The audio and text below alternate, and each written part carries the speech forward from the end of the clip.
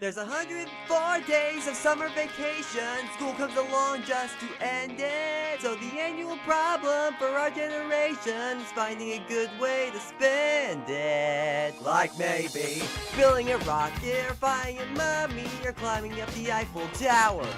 Discovering something that doesn't exist. Hey. Or giving a monkey a shower. Surfing tidal waves, bringing down the bus, or locating Frankenstein's brain. It's over here. Finding a dodo bird, paying a con air, driving your sister insane. Phineas! As you can see, there's a whole lot of stuff to do before school starts next fall. Come on, Perry. So stick with us, cause Phineas and Ferb are gonna do it all.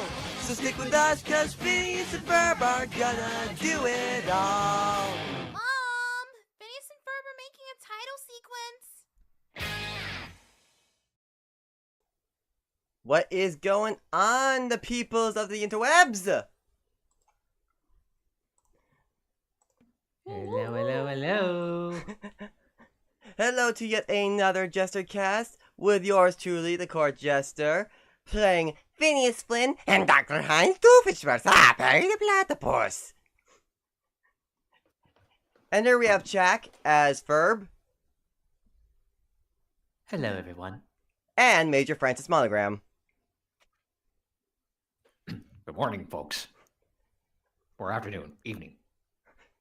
And here we have the lovely Honey Ham Ham as Isabella. What you doing? And sometimes Vanessa, and sometimes Stacy, and sometimes when Sweat's not around, Linda. Which in this case, she's all the voices here. she's gonna have to be all three because Cat is not here and neither is Sweat.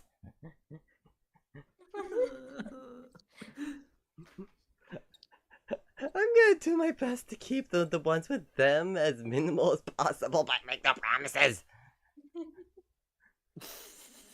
We'll attempt what may be impossible.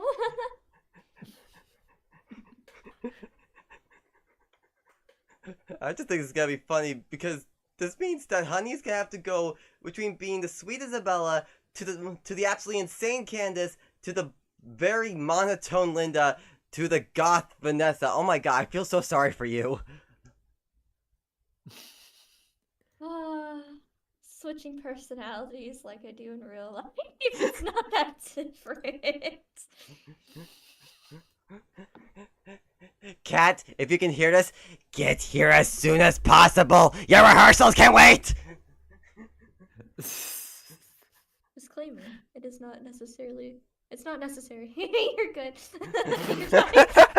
Feel rushed. No pressure. Yeah, no pressure. No pressure. You're just laying us all down, but no pressure. I'm kidding, I'm kidding. Oh. Nice.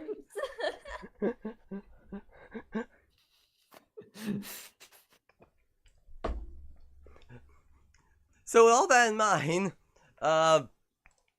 we're just gonna skip the two big ones, because Face and Verb Musical Clubtastic Countdown, most of the songs are sung by Candace, so we're gonna skip that.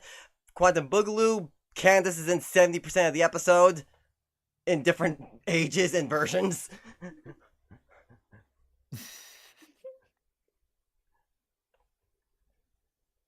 So, I guess hide and seek? Okay, I'll be it. 1, 2, 3, 4, 5, 6. You'll never catch me. Hold on. Hold on. Wait a minute.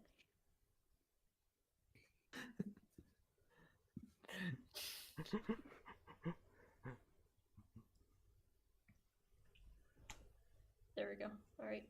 Alright. I'm fighting.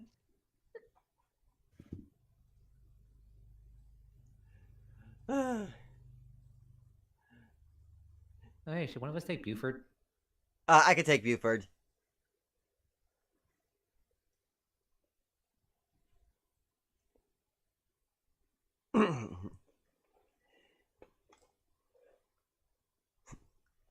Oh, right. Yeah, I do the directions. I forgot. Yeah, do your job, director!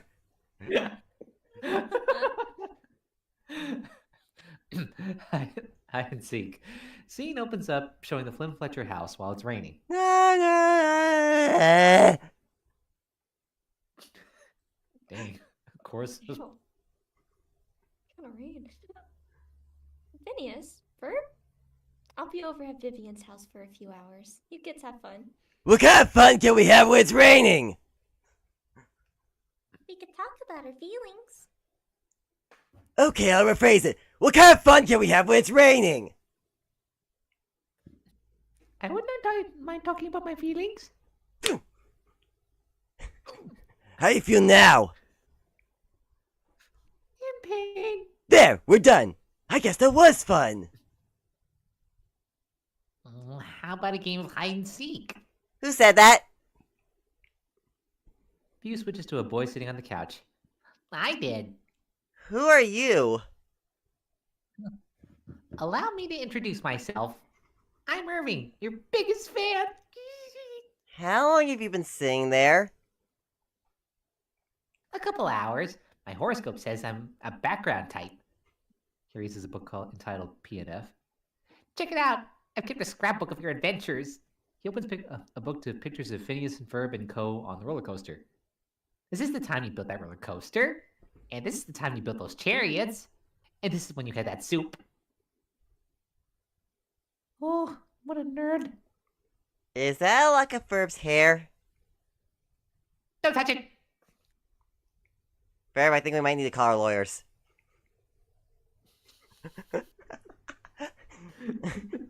Well, Irving suggested hide and seek. Isn't the house a little small to play a good game of hide and seek? Perhaps the problem is not that the house is too small, but that we are too big. He's right! You kids hang tight while Ferb and I use the technology from our submarine adventure to make a new shrinking machine. Ferb, I know what we're gonna do today. You said the words. Wait, can I say the Perry thing? What? You know, when you say, "Where's Perry?" Okay. Where's Perry? Wait. I can do better. Where's Perry? Where is Perry? Wherefore art thou, Perry? I wonder where that Perry went. Everyone start backing away from him. Oh, where's that platypus? Where the P-Man at? Seems we're just the Perry's there, thank God.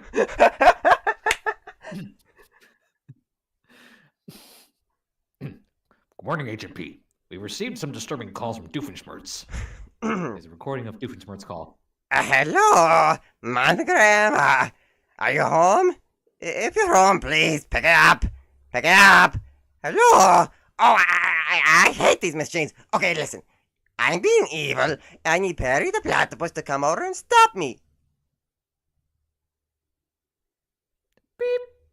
Wait. Did I hear a beep? Did the machine cut me off? I don't know what to do. You know what? I'm just gonna call back. I want you to find out what he's up to and... Hello, I think your machine cut me off before, so what I was saying, okay, I'm just going to call and leave the same message on your cell phone just in case. Find out what he's up to and stop him. Scene switches back to Phineas and Ferb running over to their friends. Here it is, a shrinking machine. Now everybody touch the top of the machine. Everyone puts their hands on the machine's antenna. A whirring noise as everyone shrinks.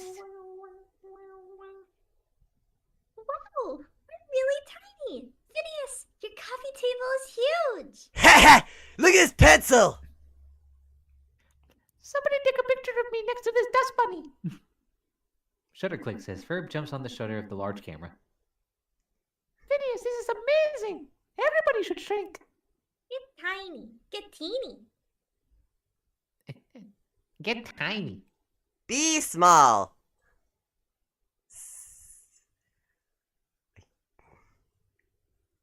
I don't think I've listened to this song enough to know it. Me neither. Does Phineas Or and Ferb it have was- Not my Spotify focus. playlist.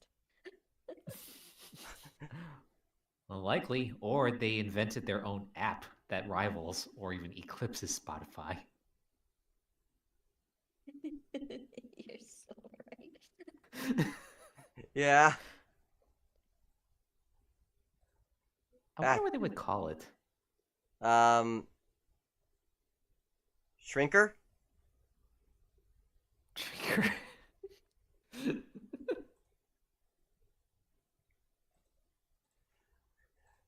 I'm just gotta play the song. Small, every sink is a swimming pool. When you're small, a spare button's a play. Saint! When you're small, everyone's gonna think you're cool. Cause you're the only one who fits through a grate. When you're small, the kitchen sponge is a trampoline. When you're small, your dad's comb is a jail. Oh, when you're small, every TV's a movie screen. And your goldfish is a great orange whale. You can climb inside a paper airplane and fly yourself down the hall. Every puddle's a lake, every crumb is a cake, and there's never any reason to crawl, baby, when you're small. Baby, when you're small.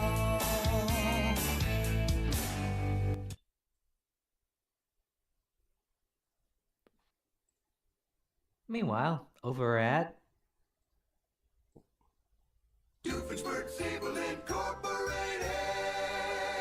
Perry bursts through the Doofenshmirtz's door. Oh, Jeez, Perry the we need to let the Platypus! song finish. Huh? Oh, geez, no, I'm just saying that Perry was kind of rude, like not letting the jingle play all the way through. Oh, yes, it's very rude of him, but I will allow it. He's my nemesis. Oh, Perry the Platypus, you caught me. I've been putting recyclable trash in the regular trash bin. Oh, I am so bad. You've taught me a valuable lesson. From now on, I'll be green. I'll be all the shades of green. They will call me El Verde and tell my tale in Greenland. Goodbye now, drive safe, and thanks for busting at my door. I deserved it. While this was going on, Doofenshmirtz was placing a peculiar circular device on Perry's back under the pretense of patting, as he saw Perry out. So while that happened, let's check in on the gang's little game of hide and seek. All right, gang. We can start the game of hide and seek now. The ground shakes. Mm. What's that? Earthquake! No, it's Candace. Hey, Candace, it's it. Everybody hide.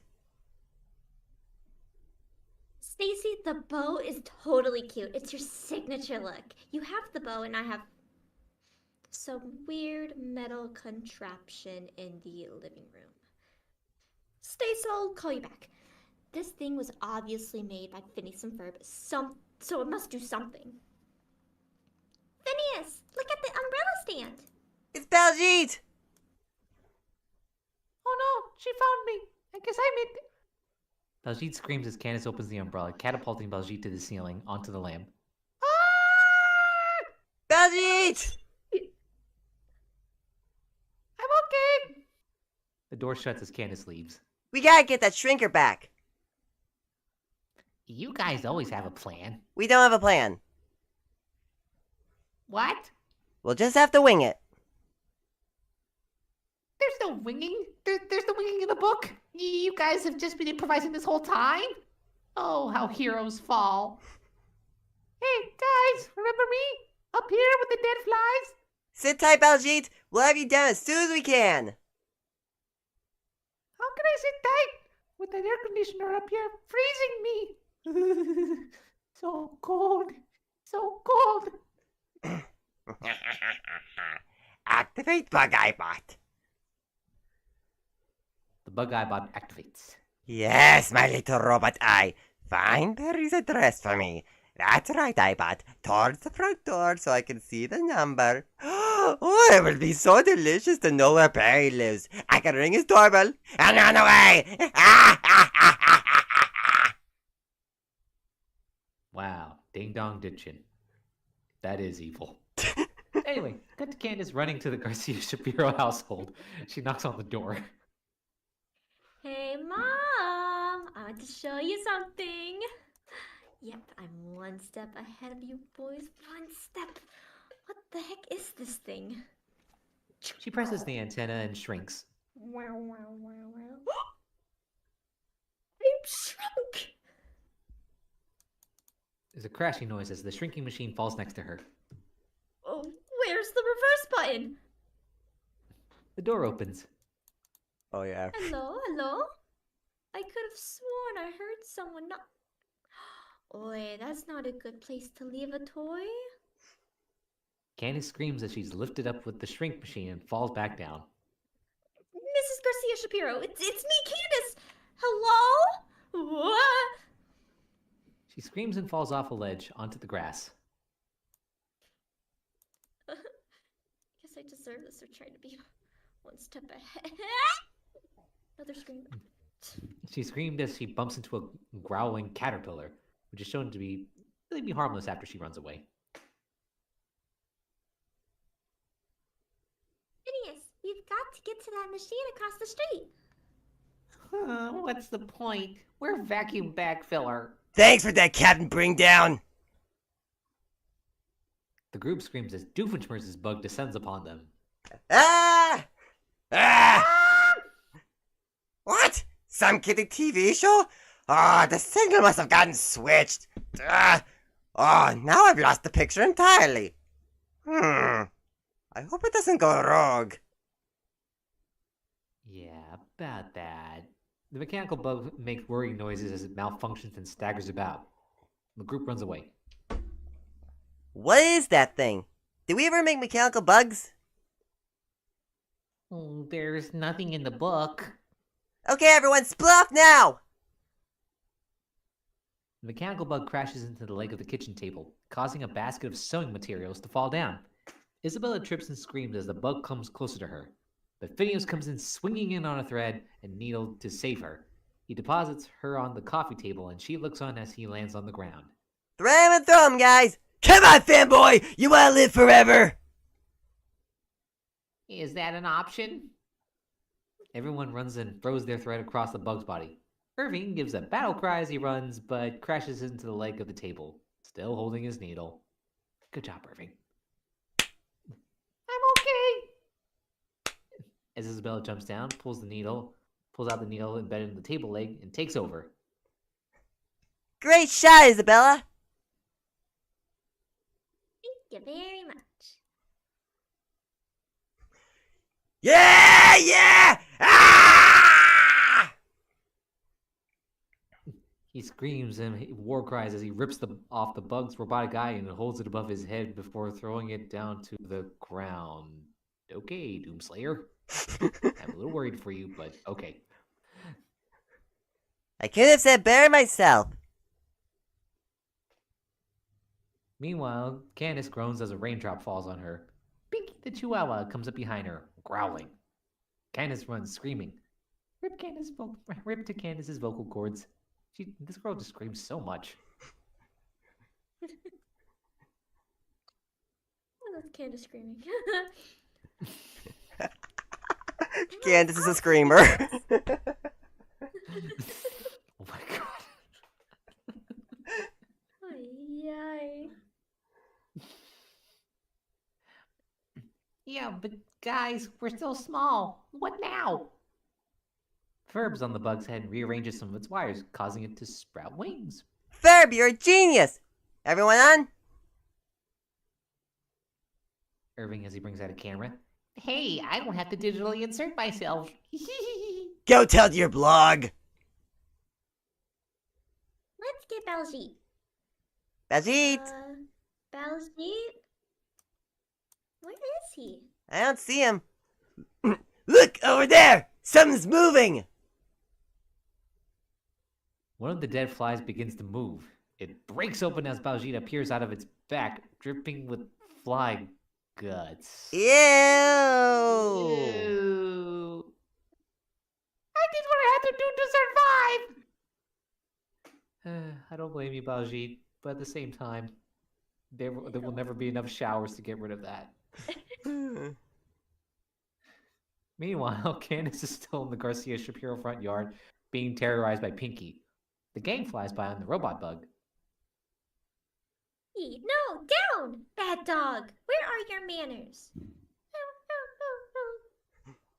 How you doing there, short stuff? Phineas, thank goodness! The whole gang flies, flying can. Gang flies Candace. I don't know why I'm reading this. They are flying Candace's. They are flying. Candace has joined them on the robot's back. I am sorry.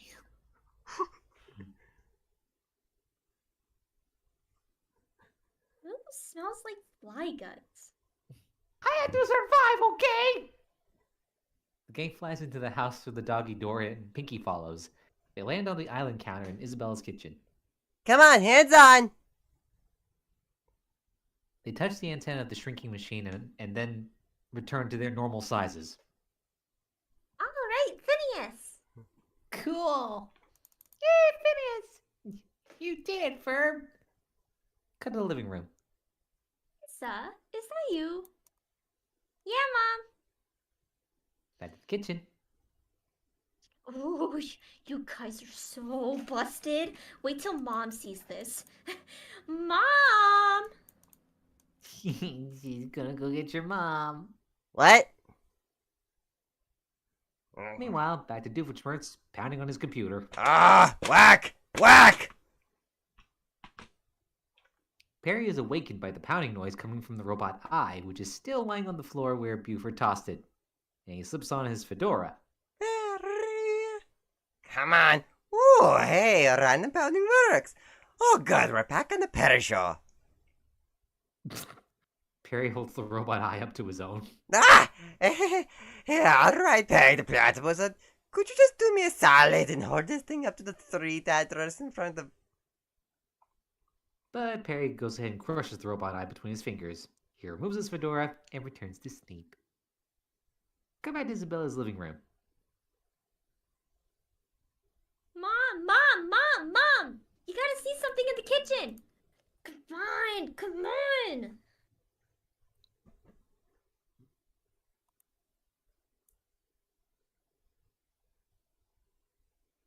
Oh, I forgot. Okay, Candace. You think you're so clever, Perry the Platypus. But for the first time in my life, I can actually use a self-destruct button that I have installed. Prepare to be vaporized, Perry the Platypus! Doofenshmirtz presses the self-destruct button. The flying bug robot and the shrinking machine end up vaporized just before Candace runs in. Hey, Mom? See?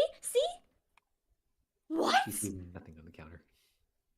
But it was right there. It was right here. I swear there wasn't this machine, and we were tiny, and then we got bigger, and oh, teenagers. Oh, I don't understand. I los jóvenes. Ay, los jóvenes. There you go. Yeah, there it is. There you go. Well, that's done. And no comeuppance.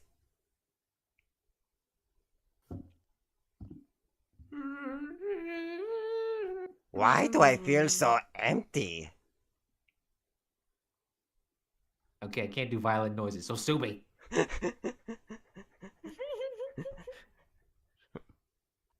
Well, maybe you just need to buy a violin and get better at violining.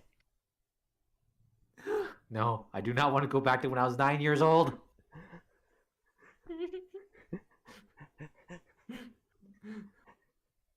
Yeah, you may have think those skills may not have been important, but they were. Oh, come on. I don't want to go back to practice every day after school.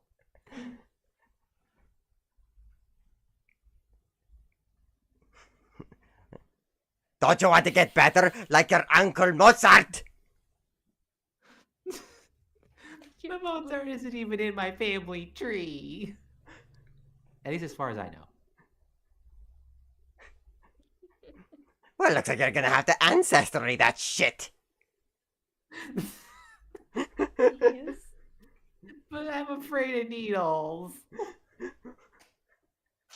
That's why they have a gum swab test instead. Ugh, I'm not a fan of saliva either.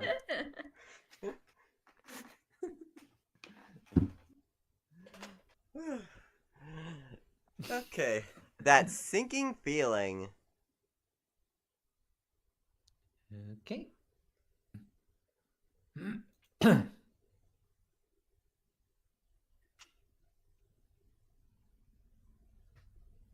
Scene here opens up showing Phineas and Ferb on a ship. Now this is a ship. My, she's yar. Is she ready to sail? She's ship-shape in Bristol fashion. What does that mean? What does yar mean? Phineas, Ferb, I need your help. Oh, hey Baljeet. He and Ferb pull it and... Oh, sorry. You're good. I thought your friend Mishti was visiting from India. She is, but she is different now. Different how? Did she turn to a werewolf or something? No, she is a girl. She was probably a girl the whole time, unless it's that transgender thing I've heard about. Let me explain. 40 years ago, back in India, we used to have such a good time together. Flashback to Mishti and Baljeet on a muddy soccer field in India.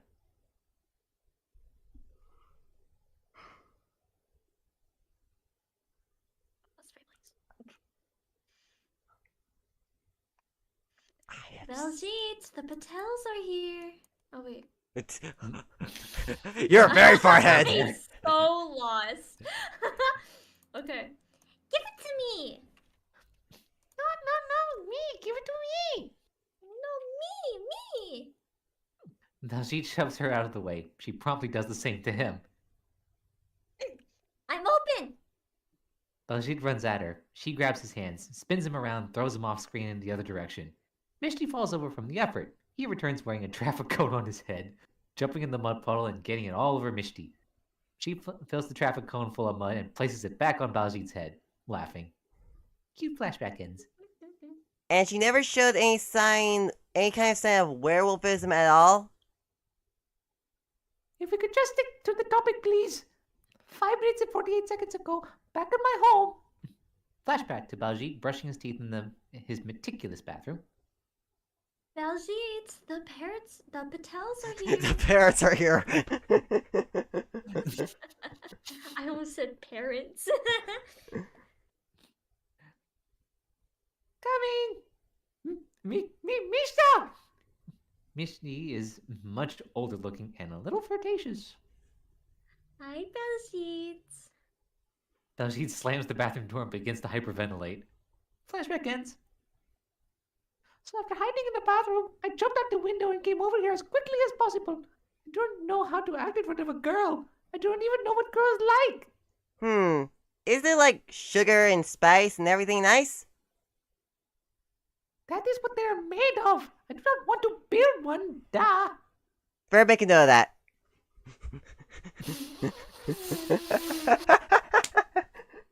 Great. We just hopped into weird science.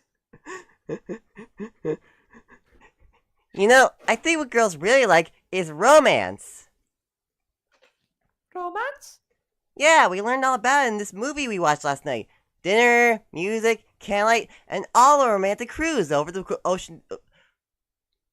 And all a romantic cruise over the ocean blue. Sorry, my brain failed for a second. That's rare.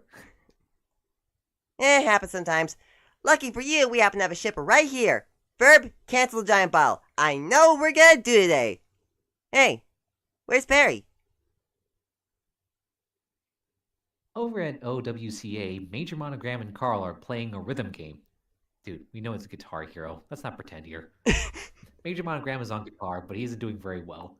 And Carl plays drums. Okay, maybe it's Rock Band then. Yeah. You're gonna have to pick it up a little, sir. They're starting to boo. I've got ears, Carl. The machine starts beeping nearby, signaling Perry's arrival. Oh, he's here. Now on screen in Perry's lair. Agent P, sorry about the delay. Doofenshmirtz desired again. He's been frequenting hobby shops and, well, Carl's worried sick. Aren't you, Carl? Well, not really sick, sir. I am a little concerned. What did I say about contradicting me in front of the agents? Sorry, sir. Moment as Perry and Major Monogram just stare at each other. So that's pretty much it. You can go, Agent B. Perry gets up from his chair and leaves. Major Monogram watches him go. Well, that's it. Okay, Carl. They get back to playing their game. Meanwhile, back over and checking on the kids, Belgique walks up his own front sidewalk and rings his doorbell, wearing a bow tie and holding flowers. His mom answers the door. Belgique, aren't you in the bathroom? I climbed out the window. Oh, I thought this was a... Mother, please! Yes, just speak to Misty. She leaves and Misty comes to the door.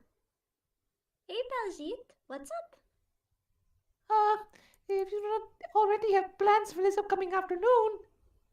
Actually, I have plans with you. Oh, okay. Well, if you are busy. Oh, no, Belgique. What did you have in mind? Some friends of mine have planned He pulls out a brochure and reads it to her. an all-inclusive luxury cruise around Danville Harbor. A boat ride? Cool. I'll go get my stuff. Belgique's still reading the brochure. Highlights of the evening will include a romantic candlelit dinner with... Oh, she's gone. Meanwhile, back at the Flynn Fletcher residence, Candace is talking on the phone with Stacy in her room. I just wish Jeremy was more romantic. You know, like Romeo and Juliet romantic, but without all the dying. The boat sails by the window. Ahoy, Candace! Yeah, Stacy, I'm gonna have to call you back. Boop, boop, boop, beep, boop, boop, boop. Hey, Mom! Linda, meanwhile, is wearing her hairdryer hood attached to a pipe on her head, with an unknown whirring noise emanating from it.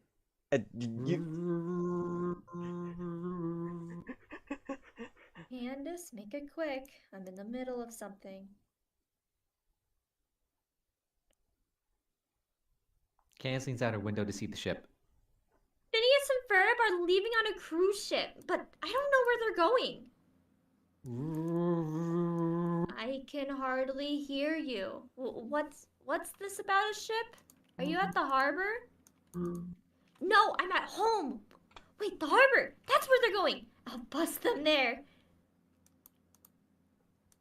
As it turns out, it was Lawrence making the sounds as he stops blowing into the pipe attached to the hairdryer hood on Linda's head. Revealing... What? Was that Candace on the phone? Yeah, she probably doesn't know we're in the living room. So, what do you think? He starts blowing into the pipe again. You know, you're right. It does kind of sound like the ocean. Meanwhile, over at... Doofenshmirtz Evil Incorporated! Perry sneaks over to Doofenshmirtz's apartment door, leaning up against it. It flips over, landing him inside Doofenshmirtz's apartment and tying him up with a rope. Ah, Perry the platypus. You like my scale model? He gestures to a cardboard model he has made of Danville. I even put my own little building here. Look, there it is. Ah, yes, my home. I can still remember the day I bought it. Flashback! Hey, that's my... Fine. And yes, it does flash back to Doofenshmirtz in a sea looking extremely short real estate agent proudly gesturing at homes he is selling. My real estate agent had already shown me hundreds of other places within my budget. Such places include a rotting old cabin, a rotting old mobile home, and a porta potty. Ugh. But none of them were acceptable, for reasons I'm sure you can understand. Yeah, especially point made as a man walked out of the said porta potty as the real estate agent opens the door for Doofenshmirtz to look inside it. That is until he showed me this magnificent building with a view all the way to the ocean. Doofenshmirtz delightfully looks at the ocean view from his balcony. But the first night I realized why the price was so cheap. All night long, foghorns from passing ships would sound. I couldn't understand why all these ships were there. Doofenshmirtz stands at his window staring at the ocean full of ships. Until one day, I turned my head to the right about 45 degrees, and there, I saw it, the Danville Lighthouse. It It was attracting the ships like moths to a flame. Okay, in this economy nowadays, there's no way a building like Duke's Place would go for that cheap. Hell no. I mean, I'm surprised he even got to begin with, even with the foghorn problem. Anywho, flashback ends. Ha, that's mine. Yes, have your moment, narrator. So, what am I going to... Not a question, it's a sentence. So, what I am going to do is I'm going to move the lighthouse all the way over here to the other side of town. He moves his cardboard lighthouse to the other side of the scale model. The boats will follow it, like moths following, have I ever used that metaphor? I think how about bees to, whatever bees go to, or flies to? Oh, let's just go with the moth thing. Lazy. Honey. Oh, not you, honey. The actual honey. Wow, the narrator has a serious coughing problem. You might want to consider getting some cough drops. Maybe you need honey. Not me. Clarification. It's almost a flirt right there. Sounds like he could use some honey. I should have stayed quiet. I wouldn't mind some honey. Nasty!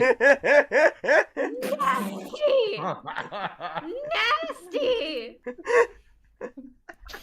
Got my voice cracking. Stop.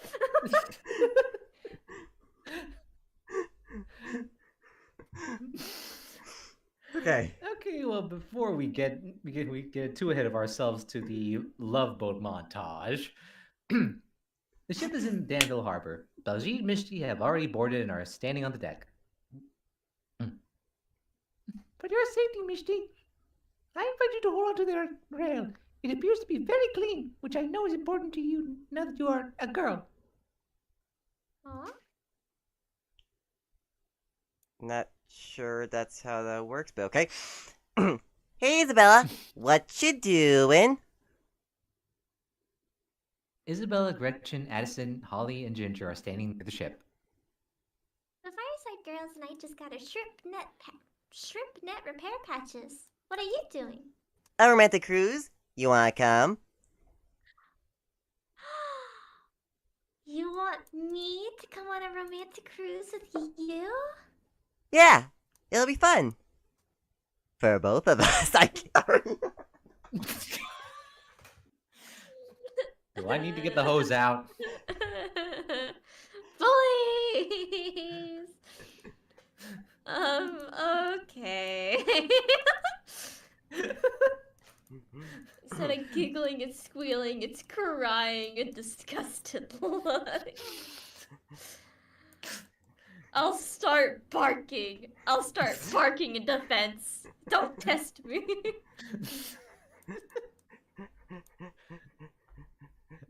Now we can get on to the Love Boat montage. Or homage. Romance, it's not in the air. It's not on the breeze, and it's not in the trees, and it's not in your hair. It's on the water, so warn you well in advance. If you're not looking for love, don't set foot on a boat of romance. On a boat of romance.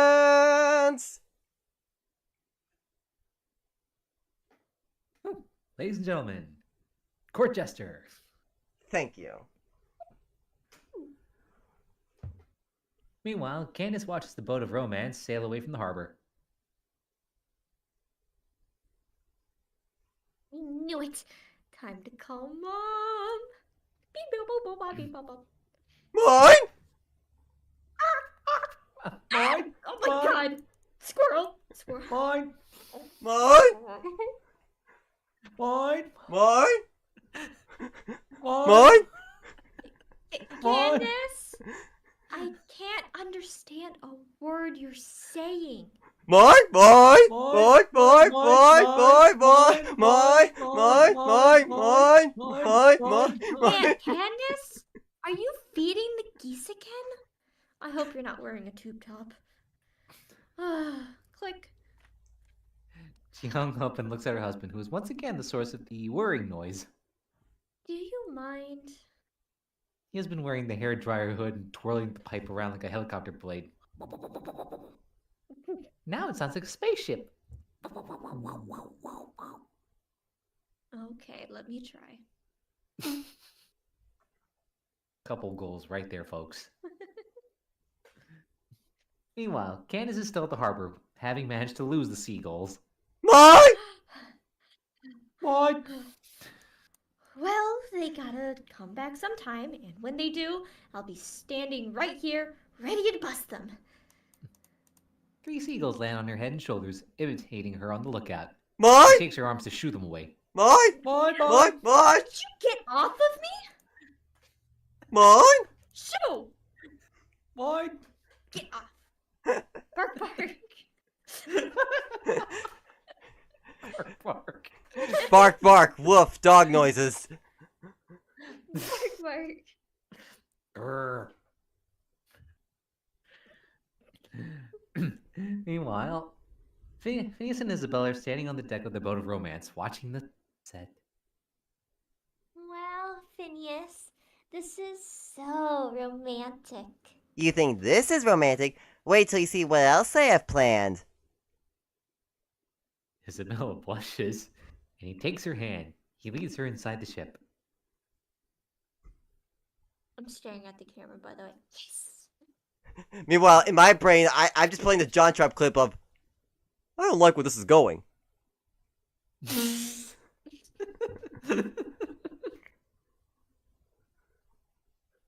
Inside, there is a huge golden ballroom, complete with enormous chandelier, one table set for 2. Behold, a romantic candlelit dinner for 2. Oh, Phineas. Ferb, show the happy couple to their table. Ah. Isabella realizes that this is not for her and Phineas, but for Baljeet and Mishti. Her expression immediately soured. Baljeet and Mishti walk over to the table led by Ferb. Here's our table, Mishti. Is this okay with you? It is not too drafty, is it? It will be fine, Baljeet. Cue music. Classical music. Very romantic. A full orchestra, including cymbals, performed the overture from Les Noces de Figaro very loudly, right next to the table. For each cue, Isabella's expression sours even more. Ugh, Phineas, why you gotta be so dense?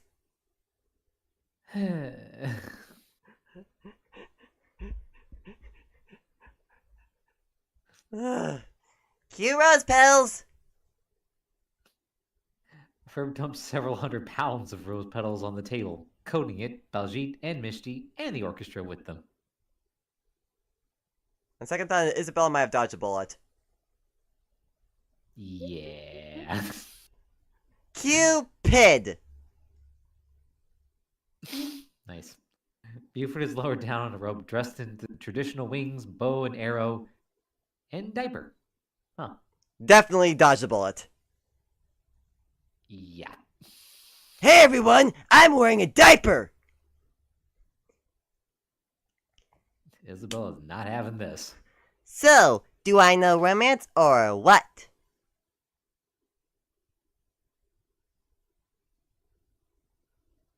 What?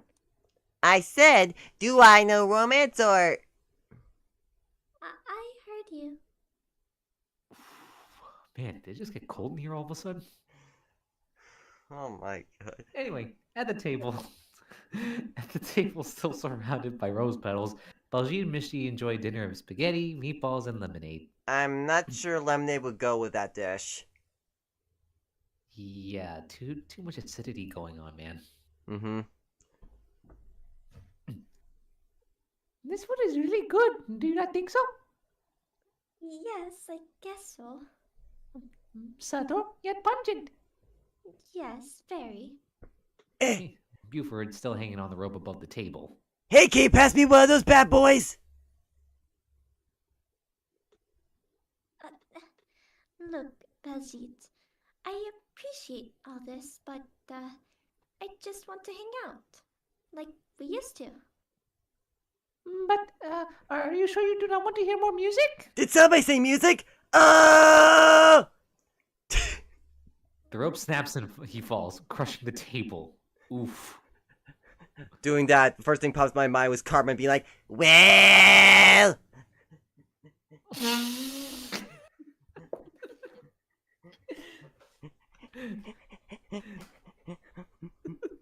Cause I bet you the big We're not bitch, gonna the sing it, biggest bitch folks. in the whole wide world. Never mind.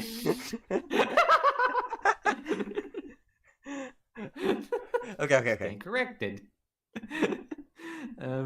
Scene switches to Doofenshmirtz Evil Incorporated. I've attached rockets to the lighthouse, so when I push this button, it will fly to the other side of town. The ships will follow, and then I can finally get some sleep. He pushes the button and the lighthouse takes off. It flies madly around Danville Harbor and the ships follow it as quickly as possible. Well, I suppose I should have put some sort of steering mechanism on it, but live and learn. Perry walks over to Doofenshmirtz. Perry the Platypus, how'd you escape? Perry beckons him and Doofenshmirtz bends down. I don't like where this is going. What's that? Perry punches him square in the nose. I guess I walked into that one. He falls backwards right onto his scale model. Hang on, I need to answer those.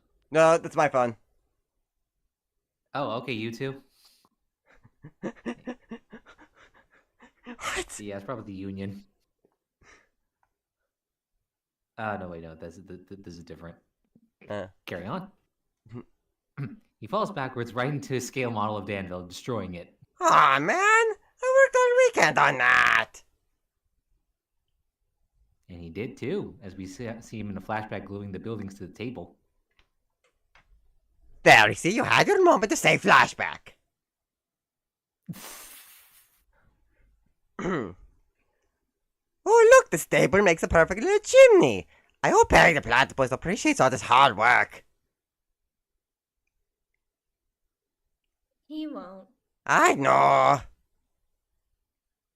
Flashback ends. You know what, Perry the Platypus? I think it's time for you to go. Perry looks surprised by this. That's right, go on. Your services are no longer required. The lighthouse is gone, and there's nothing you can do about it. So you might as well just run back to Major Markram and tell him you lost this one. You lose! Good day, sir!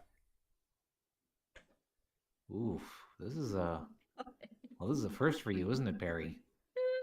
I mean, I know it's a little unprecedented and kind of weird, but, well, what can you do? So as such, he just uncertainly steps toward the door, looks back at Doofenshmirtz, then back at the door, and then finally he leaves. Perry?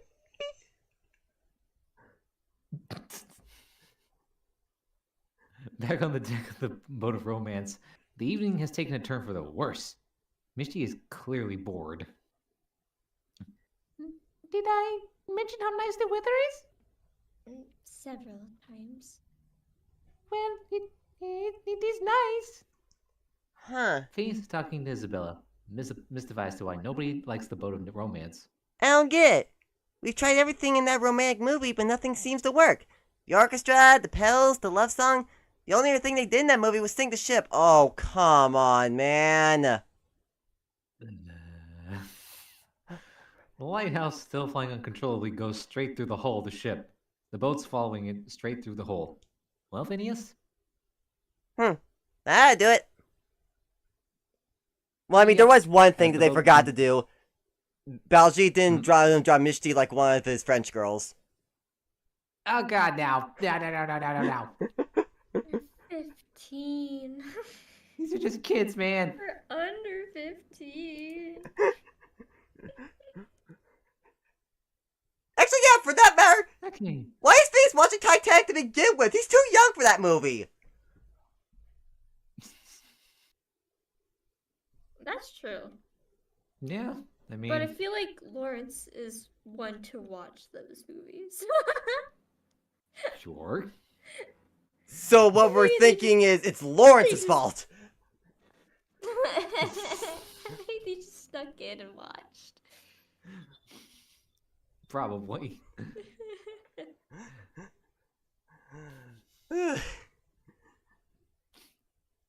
So now at this point, the boat begins to sink. Titanic style, of course. Everyone screams as they go to the aft of the boat. As it is higher up than before, Isabella drags Phineas with her. I must apologize. The ship sinking was not in the brochure. Wow. Is this romance or what? Yes? Where are the life preservers? Oh, we don't have any. What? Isabella, it's me. Why would I do something mundane? We've got fun preservers. Hit, Ferb! Ferb pushes a button on the remote. The aft of the ship, where everyone is now standing, raises up and levels out at about 50 feet in the air. Oof. Well, that's the end of this diaper. Dude. My thoughts exactly. A huge plastic slide emerges from it, rolling out down the smokestacks and into the ocean. It fills up with water to become a water slide. Okay, everybody. To the fun preservers. Inner tubes in rows of 4 emerge above the slide.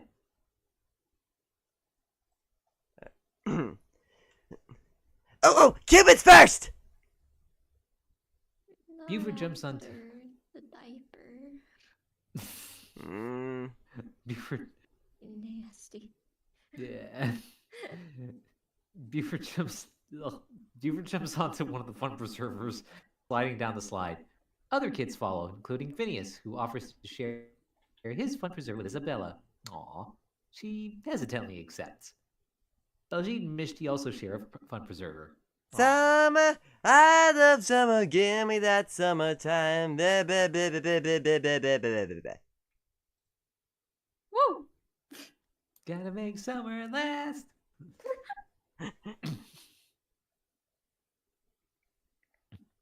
So you are telling me that even though you are now a girl, you still like to have fun just like in the old days? Of course, Baljeet. Then you wouldn't mind if I went like this? He splashes water on her face. Not if you do not mind if I go like this. She shoves him off of the fun preserver. They laugh, and he pulls her out of the fun preserver too. They both resurface in the fun preserver again, still laughing. I'm questioning Baljeet's brain if he thinks girls don't have fun when he hangs out with Isabella. Yeah. Oh, Baljeet. He's nervous. Yeah. He's nervous. As the fun preservers wash up on the beach, Phineas helps Isabella up. Hey, this romance stuff was fun. We should do it more often. Yes. Yes, we should. Perry washes up in a fun preserver of his own. Hey, there you are, Perry. Candace storms over to Phineas and Isabella. Ferb joins them as well. All right, you guys better tell me what you were up to on that cruise ship. Just whipping up a little romance for Baljeet and his friend Mishti. And I think I may have also pissed off Isabella. You created romance and you didn't realize that a crush was right in front of you? Yeah, and I guess. And did it work? Looks like it. They seem to be having a great time. Though I feel like I have some serious making up to do with Isabella. Yes, you do, Phineas. But the camera pans over to Baljeet and Mishti, who are watching the sunset together. Do you think you could do that for me and Jeremy? I don't see why not. I probably gonna have to do the same for me and Isabella.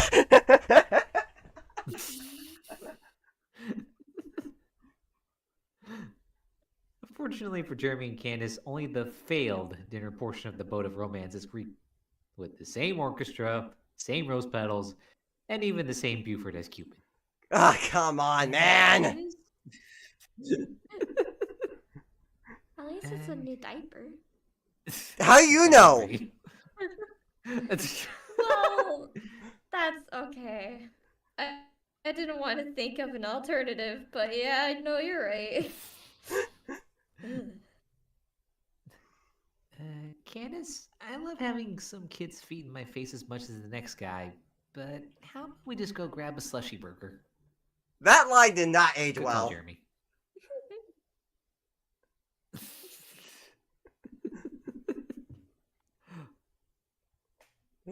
Meanwhile, we move over to Doofenshmirtz Evil Incorporated at night. Wait, I got this. Okay. Hang on. YouTube, cooperate me. Cooperate! There we go. Doofenshmirtz Evil Incorporated. After hours.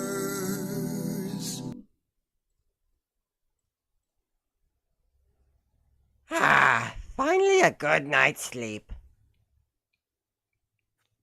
He shuts his eyes, but then he hears crashing going on in the background. Hmm? Outside Doofenshmirtz Evil Incorporated, ships, sailboats, and motorboats surround the building, as well as the Danville Lighthouse caught in through the building. As the lighthouse billows smoke from the bottom, ship horns are also heard. Curse you, Perry the Platypus!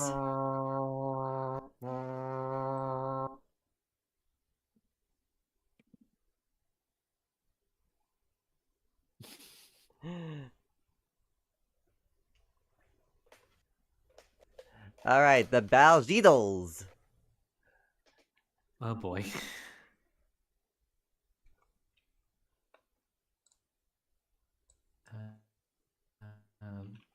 Hang on one second. I just want to get.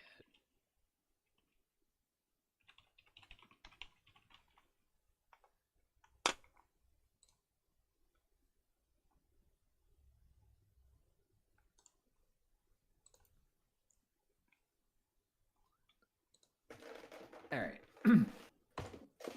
The Baljeedles. Scene begins showing the town. Someone is wailing in the distance. Cut to the backyard. Phineas dislikes it so much that his face cringes up.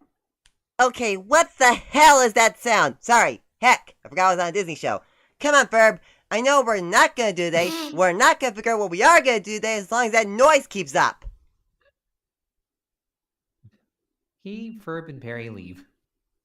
Candace slams open her window. If you don't stop that racket, I am so gonna bust you. Empty?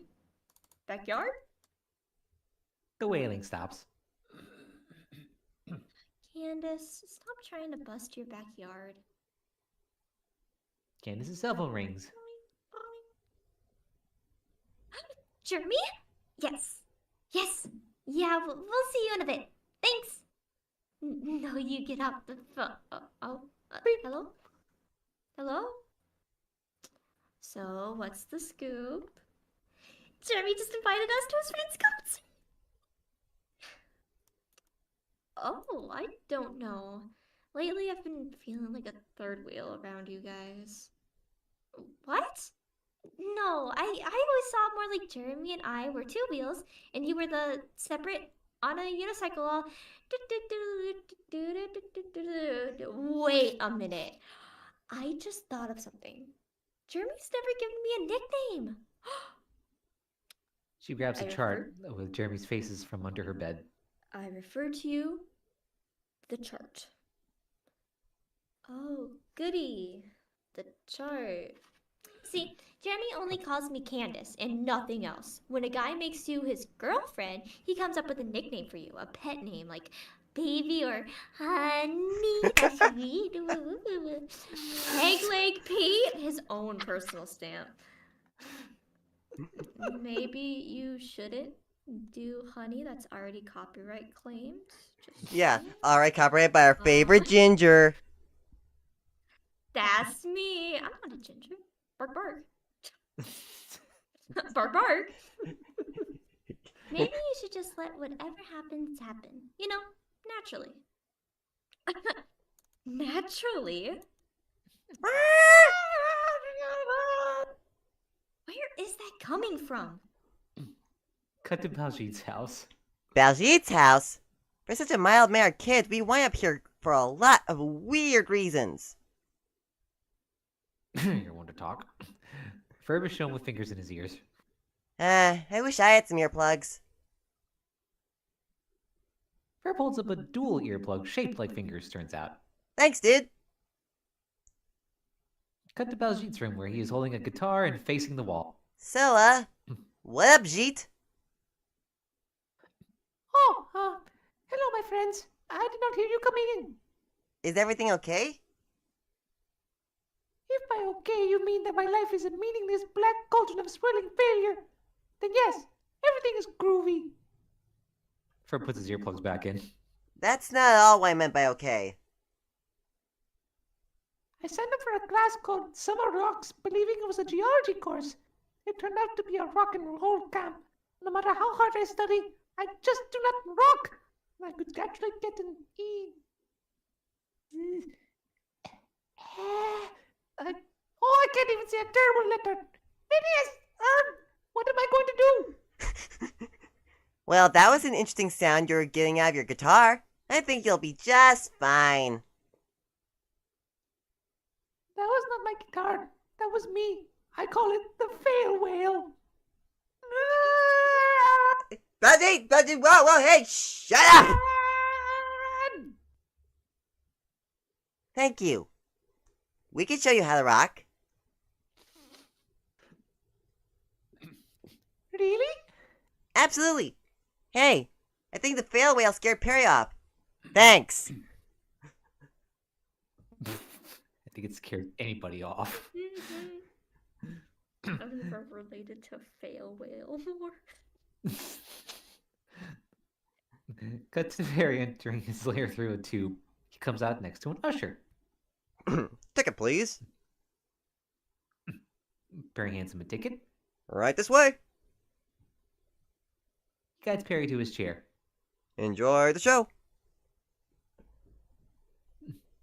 Perry's screen shows a black and white film set to ominous music with close-ups of ticking clocks and outdoor settings before finishing with a shot of Major Monogram crying. Evil. Wait. You. Await. Evil. Awaits. Cut! Oh, come on. Sorry, JP. Carl's been taking some film classes and now believes I'm stifling his creativity as my cameraman. Camera artist. Seems Doofenshmirtz has been buying baby supplies all over town. One can only imagine what he's doing. Two can discuss it between themselves. More than two is frankly a waste of our resources. Good luck, Agent P. Perry leaves. Okay, once more with feeling. The agency isn't paying for these classes, are they, Carl? Back at Baljeet's house. I have read every book on the history of rock music. Gosh, Baljeet, rock and roll isn't about books. It's about letting go and having fun. Rock and roll is a way for you to tell the world how you feel. Feel about what? Expressing yourself. I mean, what do you do when you're angry? Math. Okay, what about when you're sad? Math. Happy? Math. So every feeling you have makes you want to do math? Fair, but I think Beaver's right, he is a nerd. I don't know if it is so much cause and effect. I do a lot of math. The feelings come and go. Meanwhile, at the Summer Rock stage, What kind of concert is this? It's the Summer Rocks graduation concert. Jeremy's friend Coltrane? Coltrane. Coltrane. Okay. Jeremy's friend Coltrane is an instructor. Look, there they are. Oh, that's Coltrane? He's really cute. I guess he is. Hey, wait a minute. You like Coltrane? Well, I've never actually talked to him before, but... Quick, what should we do? Hide? No, wait. Pretend you're a talent scout. Oh, here. Okay, I have a fake mustache on me. Let's just go over and say hi. Leads Candace over to the two boys who are talking. What do you think it means when a girl leaves a fake mustache at your house? Guys? Hey, gals.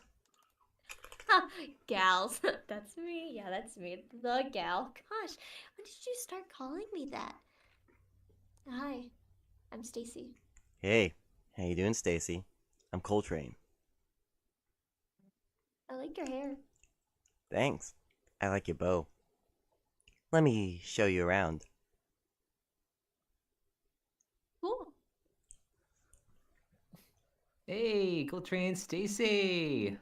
That was easy. Candace just glares at him. What? Careful, Jeremy. Your Phineas is showing.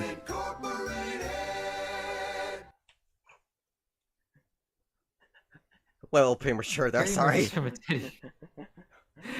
That's okay. Actually, I don't know. It kind of perfectly timed on my end. I don't know how the lag was. Anyway, Perry emerges from a teddy bear and an alarm goes off. The nannyinator enters, grabs Perry, powders and diapers him, and drops him in a playpen. Wouldn't it be a platypen? Oh, I'm sorry. And drops him in a platypen. Ah, congratulations! It's a platypus! What do you think of my new nannyinator? Nice, huh? He pushes a rocking chair up to the playpen. You know what time it is? Evil story time! See, I wrote my new evil scheme in pop-up book format. Once upon a time, yesterday, like 5:45. He opens the book to a page of Doofenshmirtz sitting in front of the TV. I was watching a nature documentary. I learned how before a baby's born, its constant companion is the soothing, steady beat of its mother's heart. Even after it's born, the sound of the mother's heartbeat. He turns the page to a happy mother holding a baby. Continues to be a safe, calming beacon to a growing child. He turns the page to an annoyed mother holding a grown man. In some cases, up into the early 30s. Suddenly, I was struck with a brilliant idea. He turns the page to a skyline with Doofenshmirtz's heart making a loud boom, boom, boom sound. To protect. Sorry. Chip caught my mouth.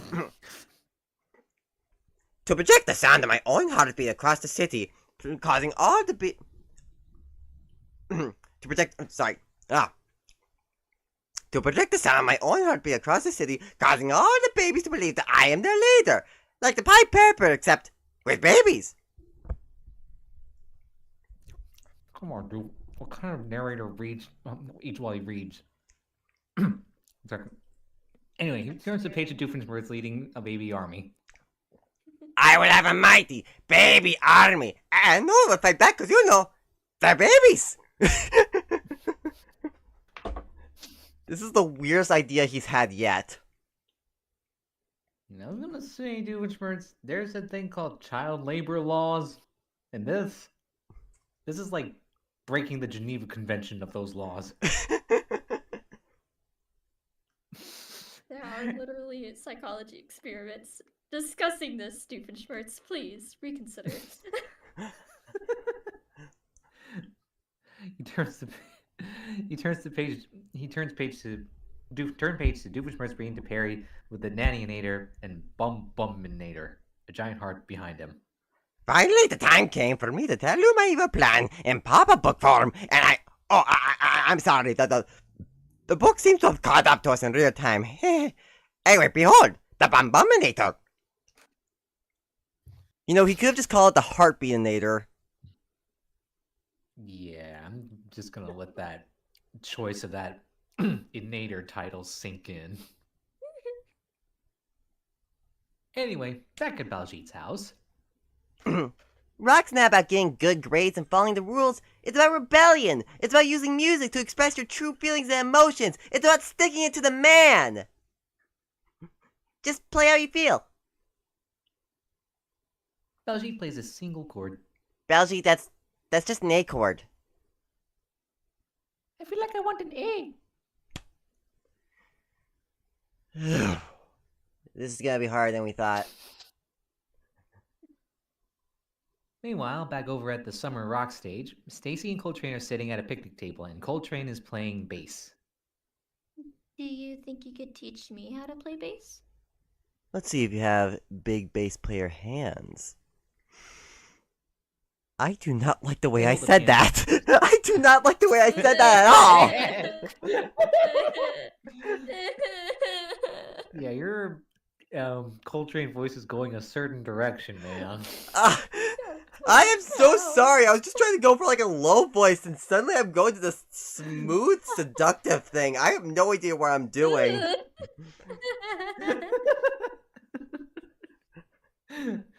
I'm trying to be cool, not sexy.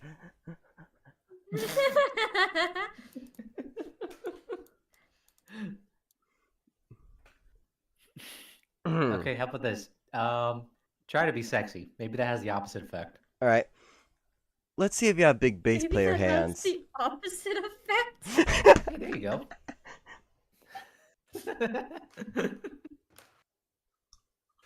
Oh my goodness. Oh my goodness. Stacy and Coltrane hold up hands to compare sizes. Meanwhile, Candace from a bush tries to imitate a bird.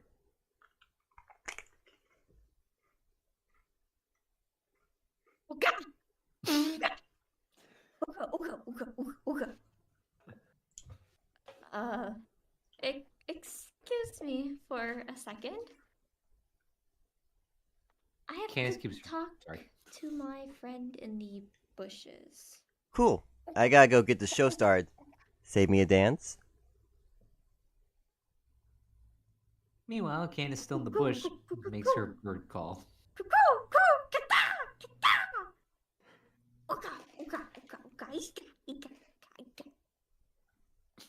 What are you doing?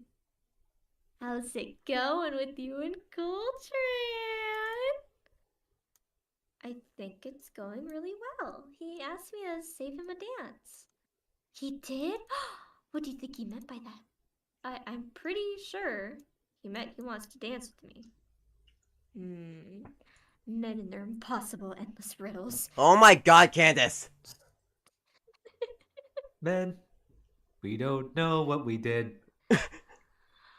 What's up with the Flynn Fletcher family and like all the girls have these outlandish, impossible thinking skills, and then all the boys are like so blunt with their thinking skills. Yep. So how's it going? Oh, sorry. No, go ahead. What? Oh. So how's it going with you? Has Jeremy nicknamed you yet? No. Maybe Jeremy isn't the kind of guy who nicknames people. Huh. You could be right. Look, here he comes now. Yo, T-Bone! Hey, Clamo! What up, sassy Miss K? Momo! Binky! Hey, Candace, where you been? I'll see you later. Catch you later, Staceroo. What? Oh, Jeremy, you are in the doghouse. I'm dying. Secondhand embarrassment. He's in the doghouse next to me because Isabella put me there for some reason. I hate goodness. Cut to the start of the concert. A bicycle-driven limo pulls up to the concert, and driver Ferb opens the door. Phineas, Buford, Baljeet, and Ferb emerge, and the limo pulls away to Ferb's bewilderment. Huh. Wow. Pac-Man rules, huh?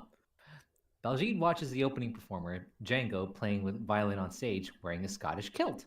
The spectators seem to really enjoy it. Oh, I do not know about this. You'll be great. Just remember what we practiced.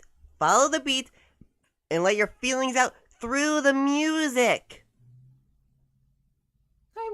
I'm about to let my feelings out through these pleather pants. You have a serious bladder problem, dude. I really do. It seems like. Back at DEI, Okay, I'm almost ready, Perry the Platypus. he points to a heart monitor on his wrist. This monitor takes my pulse and transmits it to the Bombominator, which will then broadcast my heartbeat to all the babies in the tri-state area. See? The Bum-Buminator begins beating. You might say I'm wearing my sleeve on my... I mean, my heart is wearing... never mind, you get it.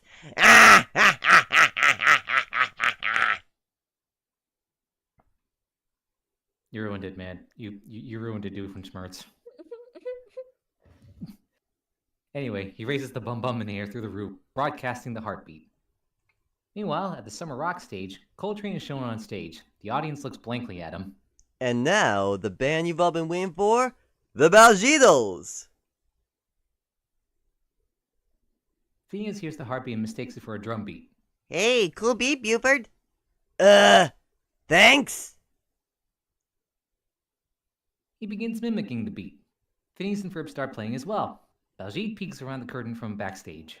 What's up, Baljeet? Your band's waiting for you on stage. I can't do it. I just do not know how to rock. I know I'm going to get a bad grade. Wait, what are you talking about? Grades? This is Summer Rocks. There are no grades. No grades? Oh, so it is pass-fail. No, we use a free-flowing curriculum to encourage kids to just rock out and have fun. I do not believe this. I wasted all this time in a class without grades. Ah! If only there were some other kind of outlet for me to express these feelings to my like-minded peer group. He comes to a realization. He peeks at the stage, then to Coltrane. Pardon me! I want to try something. He runs and stomps onto stage. Their song, Give Me a Grade, plays. As they continue with the song, the audience sway and move their heads along with the beat. Okay. Get the music up. Alright. Whew. It's gonna be hard. You got this, man. Got this. Okay. Alright.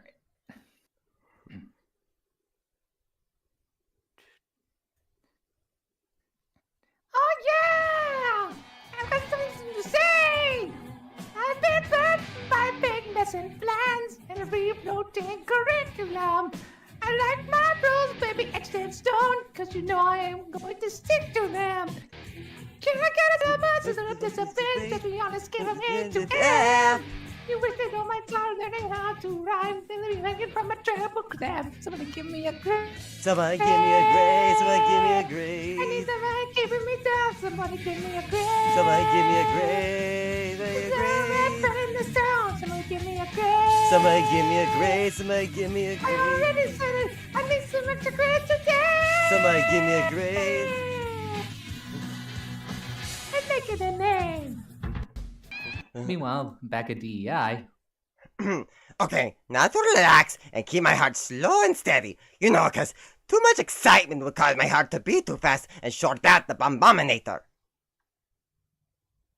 Perry squirts milk from a baby bottle into his diaper, setting off the alarm and summoning the Nannyinator. Gross, but hey, it works. Change time. Change time. Perry jumps on the Nannyinator's arm when it reaches for him.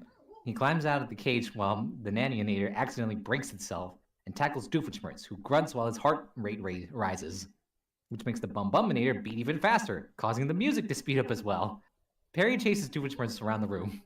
Perry Bradford, stop chasing me! I'm supposed to get my heart rate down! Back to Summer Rocks, the audience is shown to be dancing spotlights, sparkles, and other light show effects. Stacy and Coltrane are dancing with each other while Candace and Jeremy dance with each other. Both pairs really enjoying the song. Back up. Oh, I won't be known how to vent. I won't cry or sigh or testify up with the establishment. My parents understand me for my conformity inside of me, which I can somehow. I ain't gonna waste my summer taking meetings with my drummer. Put a mic in front of me and I'll shout. Give me a grade. Somebody give me a grade. Somebody give me a grade. Don't give it a red curse. Somebody give me a grade. Somebody give me a grade. Give me a You ain't grade. nothing I deserve. Somebody give me a grade. Somebody give me a grade. Somebody give me a This is grade. nerve 'cause it's meant to be a taste of death. Somebody give me a grade. Somebody give me a grade. Give me a grade.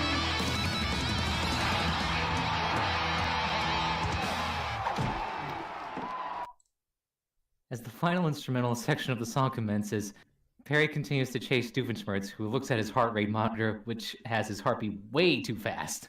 Uh-oh. Not good. The Bum-Buminator shorts out and flies across the sky, yanking Doofenshmirtz along with it. God, you paid the... Wait, is that the Barjitos? The Bum-Buminator explodes into fireworks. The song ends with the crowd dancing and Candace falls into Jeremy's arms while dancing. Aww. The Baljitos finish their song with Baljit by swinging his guitar and calmly into his case. The audience cheers in excitement.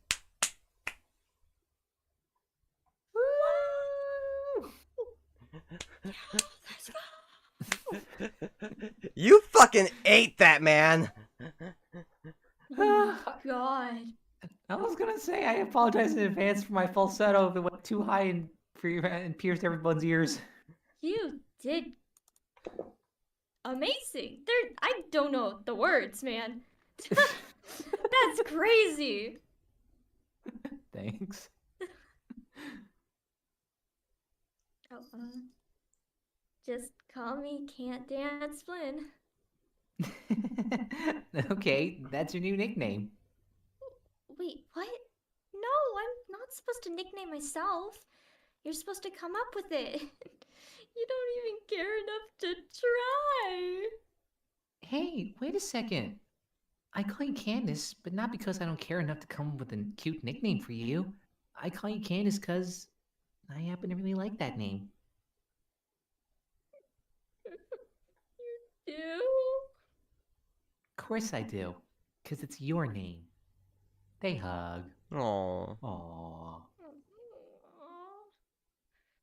That was It's easy. They look down, they see that they're holding hands, and smile at each other. Oh, that was easy.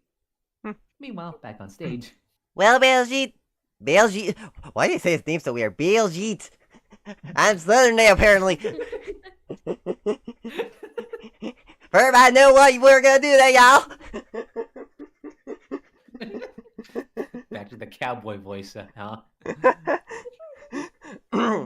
Well, Baljit, if it means anything, I'd give you an A+ in rock. No, that means almost nothing. Jeez, Baljit. Just take the A, will you? Phineas is giving you a dub. Take it.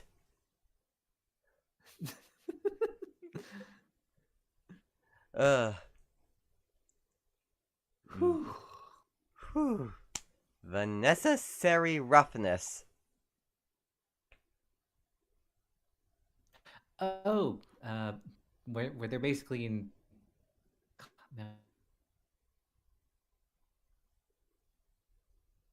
What's the Nice story. Come on. what's the equivalent to not to in real life? Shoot, I'm forgetting. What are you Never mind. talking about? I'm trying to remember the name of those big surplus stores that a lot of us like to go to, Costco? but I can't. Yeah, I guess it would be a Costco. Yeah, I guess it would be. Yeah. Costco? Yeah. I don't know. For some reason, I thought.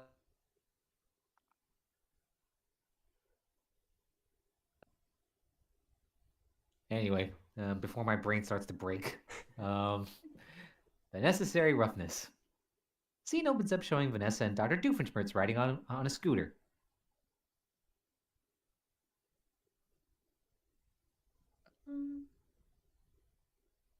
It's really laggy for me, sorry. No problem. Dad, I need a car. I can't keep riding on the back of your scooter every time I go someplace. It's totally embarrassing.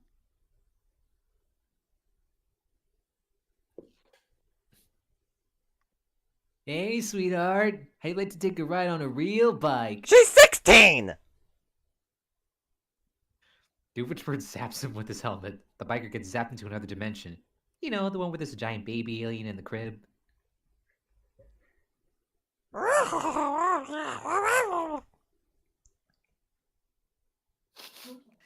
Oh. Oh. The alien. The alien hits the biker with his rubber hammer. Say what you will about Doofenshmirtz, but he knows how to protect his daughter from pedos. Oh, yeah. You know, ever since I installed my Wayinator on my helmet, driving is fun again.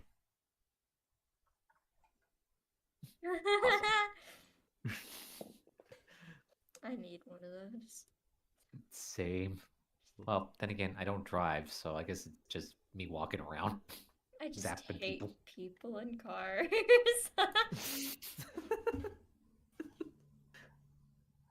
Oh, God. Cut to the Flynn Fletchers and Stacy in the car. Hey, Ferb, check it out. The Super Duper Mega Store is the largest supplier of everything in the tri-state area. I know what we're gonna do today. Well, I'm gonna buy Jeremy a gift. It's the anniversary of the very first time Jeremy and I went to Slushy Burger. He spilled a cheese dog on me and got mustard all over the place. He's so sweet. Tough one. I don't think they make a card for that. Doofenshmirtz's scooter catches up with the Flynn Fletcher car. Ferb notices Vanessa and opens his window. As he looks at her, flowers float by and music plays as he watches with his mouth slightly open before she drives away. Ferb is Oh, down Ferb. bad for the girl.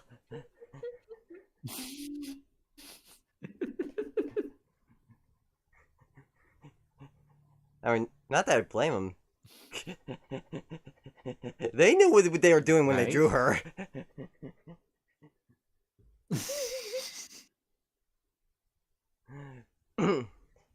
So, Mom, where are you gonna get the store? I need a 25-pound tub of mayonnaise and 80 pounds of potatoes to make a potato salad for the Bridge Club. Wow, that's a lot of potato salad. Remember to meet me back at the car in 3 hours. Everyone leaves. My question is, how could they afford it? I mean, it's Yeah. surplus for a reason. Cheap. Have you Maybe- been to a Costco? Their prices are nuts. Well, Okay, for yeah, what this is you're why maybe I'm getting. probably thinking of a different place. For what Oh, no, you're wait. getting. It's very nice. No, wait, no, I remember now. I'm thinking of the dumpster out back. Never mind. Okay. You can get anything in the dumpster. I'm scared. What does that imply? Check. We found this giant glowing rock. I don't know why, but my brain seems to hurt every time I put it close up to my face. Are, Ow! oh, No, that's new. are, is, okay.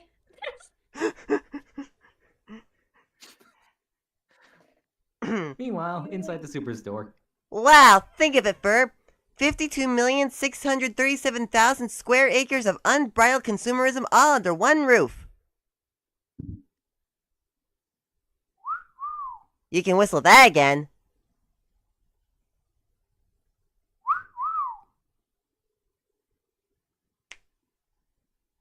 And you get to go to the pet sitters, Perry. Hmm.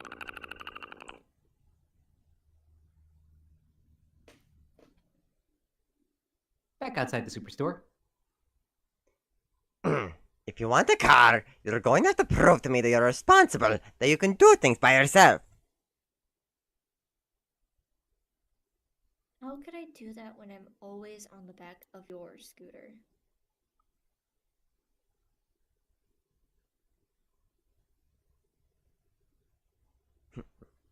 It's a Doofenshmirtz conundrum. walks into the superstore. It's a conundrum, isn't it? Inside the superstore, one of the dogs drops a foot bone, which is an OWCA communication device. Psst, Agent P. Agent P. Prey puts on his fedora. Down here. Kara zooms into the phone. It's the new dog bone communicator pair. It's the new dog bone communicator. Pretty clever, huh? I thought of it, Agent P. Carl, I'm trying to use the bone.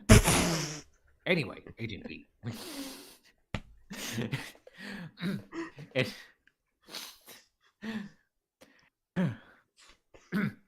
Anyway, Agent P, we've learned that Dr. Doofenshmirtz is shopping for parts to build another one of his outlandish devices. Put a tail on him. Perry climbs on the backs of 3 dogs to jump over the wall and merges into the clothing department.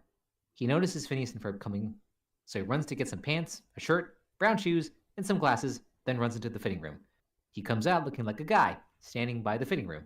You look fabulous!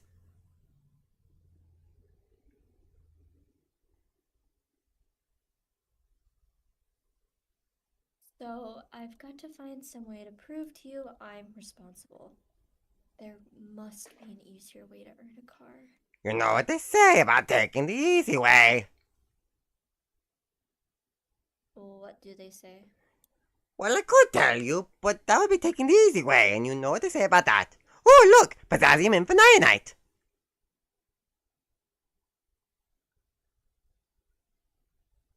What's that? Doofenshmirtz plays an old film about it on the nearby projector. You've heard of hydrogen, you may know boron, but all of the elements on the periodic table, none is more fascinating and less abundant than potassium infinionite. Infinionite. Potassium infinionite was first infinionite. Thank you. Potassium infinionite was first discovered by fortune hunters 50 years ago in the year 1894. No one is really sure what it does, but look to the future for hover vehicles powered by potassium infinionite in the world of tomorrow. See? That's what it is. Where did you get the... It's gone! Someone took the last one! Meanwhile, What luck! Potassium infinionite. That science prize is as good as mine. So why am I here again? Because, as a person of superior intellect, I require an angry wall of meat to protect my science project. Angry wall meat, huh? Yeah, I can do that. Oh, great. Now I have to scour this whole place and find the potassium, and probably have to wrench it out of the hands of some random shopper. camera pans to Perry, peering around a shelf, then back to Doofenshmirtz and Vanessa. Wait, Dad. I can do this for you.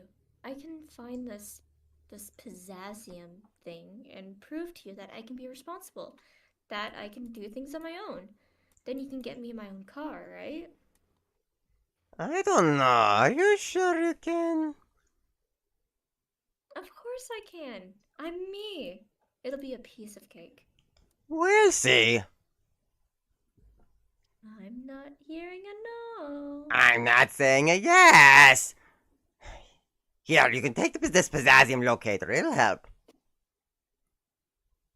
Perry ducks out of sight. Cut to Candace and Stacy walking down an aisle. How am I gonna find that one perfect gift in this humongous store? Hey, isn't Jeremy into camping? Yeah. So maybe a pocket knife? Or a fishing lure? Or a compound bow? She imitates someone shooting an arrow. Take that, apple on kid's head. He said he needed a lantern. Yeah, a lantern's good. And then I will start my own foundation too. Are you not hearing me? What? Buford hungry! Buford accidentally drops the tube of potassium infinionite over. I really have to rethink having you as my wall of meat. Cut back to Candace and Stacy, who are walking down the lantern aisle. Too big. Too small. Oh, I don't want to get him just any old lantern. You can't expect the perfect gift to just drop out of the sky. But She holds out her hands in expression, and a tube of the potassium infinionite lands in. whoa. It's perfect. It's all futuristically and cool, and it dropped out of the sky. Well, I guess I stand corrected. Perry peeks out of a store shelf and grabs the tube of potassium infinionite, replacing it with a jack-in-the-box. When Jeremy looks into its bright glow, he'll think of me. She and Hey, Stacy what's notice thi- the switch. Hey, what's this? The jack-in-the-box pops open! Ah! Ah. Cut to Perry running away with the potassium infinionite tube. Suddenly, Doofenshmirtz comes out of an aisle and collide, causing the tube of potassium infinionite to become airborne and fall to the ground via escalator. The tube of potassium infinionite tube. Wow. Wow, how did I not notice that?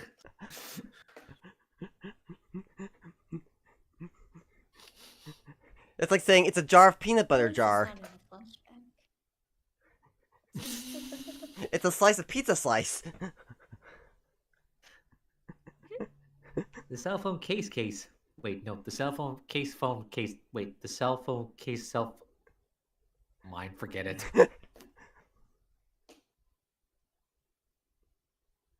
That was a failed attempt failure.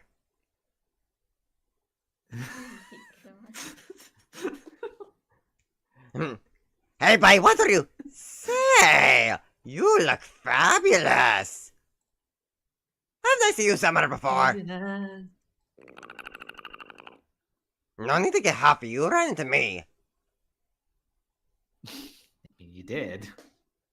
Good to Phineas and Ferb relaxing in electric chairs. You know, Ferb, I think I know what I want to do every day. Vanessa walks by with potassium infinionite. Vanessa walks by with a potassium infinionite, and Ferb notices. Beep, beep, Beep beep beep beep beep beep beep beep beep beep beep beep beep beep beep beep beep beep. Huh.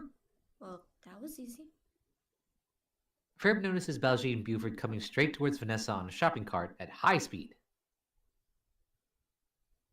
I gotta get it. Gotta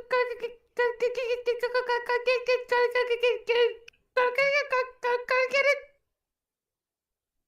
Ferb tackles Vanessa out of the way of Buford and Baljeet's shopping cart. Baljeet grabs the tube of potassium infinionite off the ground while running over the potassium locator, breaking it. Yes, mine. Boy? Mine?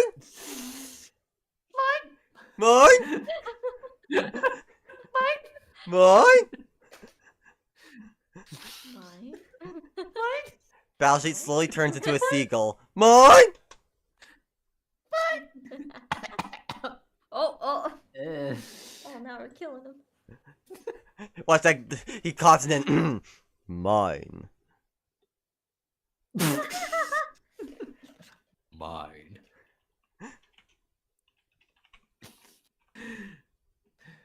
Whew.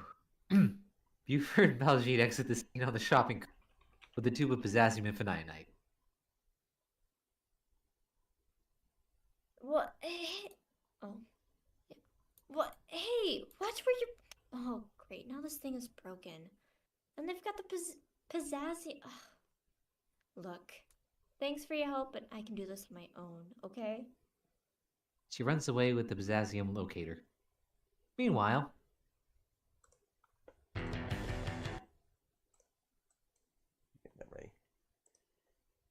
Oh, that lantern was the perfect gift. Baljeet and Buford whoosh by on their shopping cart. Woohoo! Buford, Baljeet? How did you get it? Perry drops a bucket of marbles on the floor to stop them. They run over the marbles, causing their shopping cart to crash. The Pizzazzium Infinite 2 bounces into a warehouse inside the mall where Vanessa follows it. She and Ferb constantly chase the Pizzazzium, and she finally ends up with it. Whoop, big music number. Oh, shucks. Okay, honey. Do you actually want to try and sing the song, or do you want out and just have me play it? Because that is an option. It is one of the longer songs we've come across. So I just don't remember it. I can play it if you want. It's all good.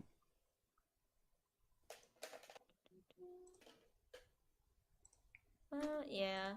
Just because I don't remember it. Okay, no problem. fair enough.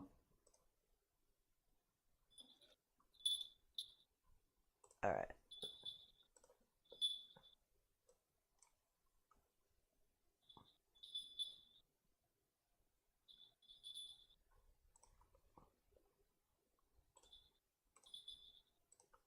Okay.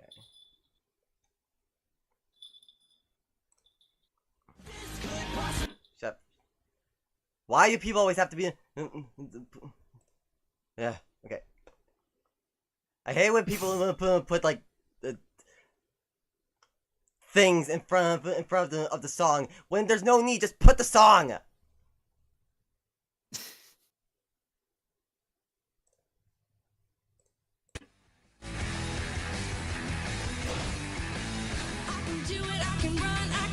You down. You can try, but you can't stop because I'm gaining ground. I'm light on my feet and I'm quick to the punch. I had a heavy breakfast, but a real light lunch. I'm a raging bonfire, a cherry bomb. I'm me. I'm rough and tumble. I'm the one to beat. I'm a fresh coat of black top burning at your feet. I got a poisonous sting. When I rain, I pour. I'm the best of the best. I'm the digital. I'm smooth as glass and sharp as a tack. I'm the last invested, good gun in the pack, got me. I'm a strong woman, fast talking, big bad dog, walking highfalutin, drum beating, food stomping, corn popping, speeding locomotive that just won't stop. I'm a hot apple pie with a cherry on top. I'm a crowd pleasing, head spinning, winning in the ninth inning, whip launching, record smashing, black time, party crashing, cyclone of fun. I'm an army of one, hot strawberry sprinkles on a hot cross bun. I'm a big haymaker in a title fight. I'm a cute black kitten with a nasty bite. I'm an action double feature on a Friday night.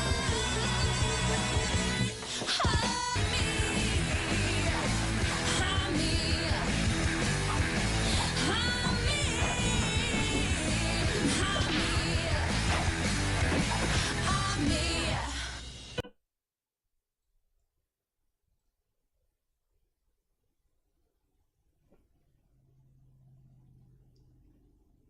Whew, that number is always a bopper. Oh yeah. Sometimes I really do wonder what it's like to be in the writing room coming up with the lyrics to the songs. It's got to be both fun and stressful. Sometimes I just think they throw a dart around the room. Whatever it touches, they make a rhyme for it.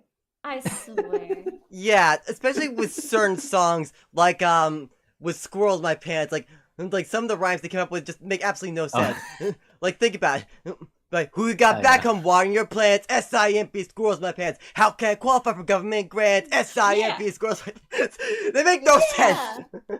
There's no way that was like organic. That had to be something is thrown against a wall. Another comes to mind is Backyard Beach. And Beach, like, you can change in a broken hut, drink a double coconut, 3 games for a token, but the rest is free. You got skiing, parasailing, surfing and frailing, your contact sneak sailing, or else you can't see. I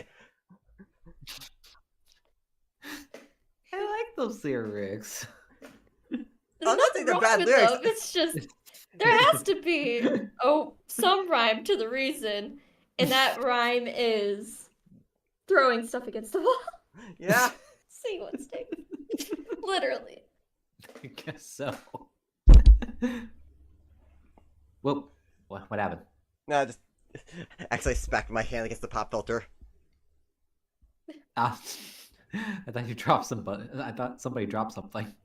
No, my mic is just kind of sensitive, so if you hear my pop filter and feel the game being smacked, that's it. All right.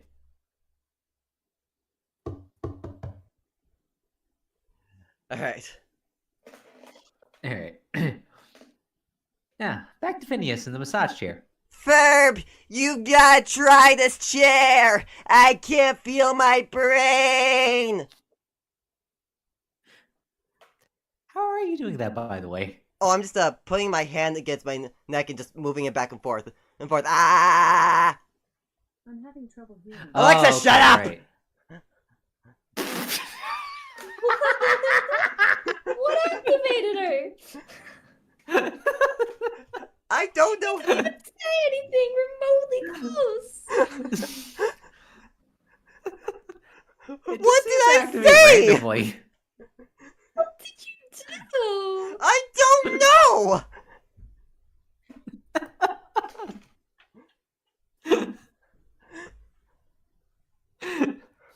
Hi. Okay. Well, before I am tempted to try to activate Alexa remotely, Vanessa runs along a hall with the potassium, but Perry, behind a crate, uses a pole with a clip to snatch it.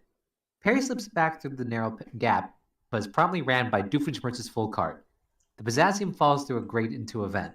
Vanessa runs down the stairs after it and jumps into the pit, where it has landed. As Vanessa searches through the ball pit, I hope nobody sees me in here. a loud vacuuming noise is heard. Vanessa looks up and sees Fur using a vacuum to clear the ball pit. He ducks under the balls as Linda walks past. Herb, honey, aren't you a little old to be playing the ball pit? Yes, I am. Well, okay then. Linda walks away, and Vanessa emerges from under the balls. Your name is Ferb? Well, yes, it's short for... The vacuum pulls out the potassium. Oh, here it is.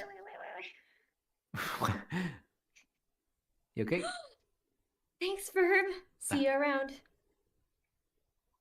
Meanwhile, back to Doofenshmirtz walking up a lawnmower with a sign above it. Push, Walking up to a lawnmower with a sign above it. push button, start mower. Does this really work?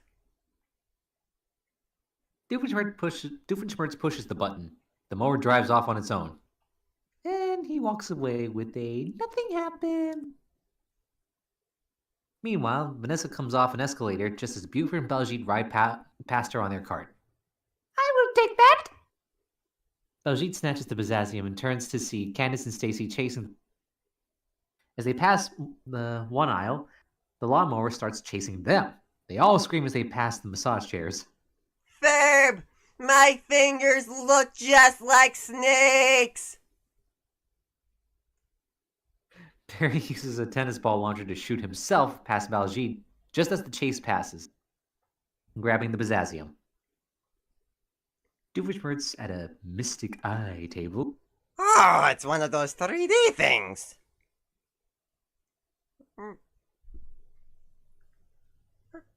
He holds up the picture. I can hardly see the... Perry crashes through the picture, dropping the potassium. Oh, there it is. The potassium ends up at the bottom of an up escalator.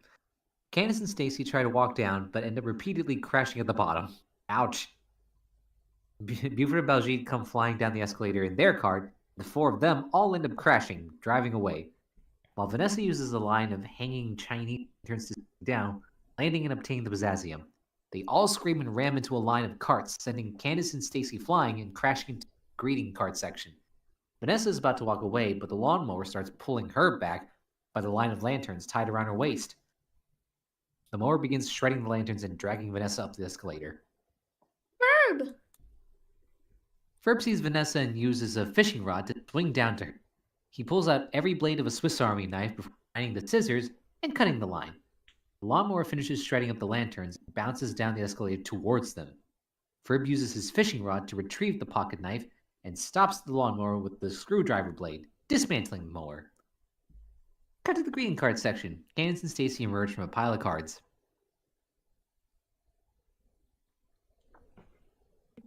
Check it out. They do make a card for spilled cheese dog with mustard. Huh, convenient. Meanwhile, at the top of the escalator, Well, Fern, you certainly know how to show a girl a good time.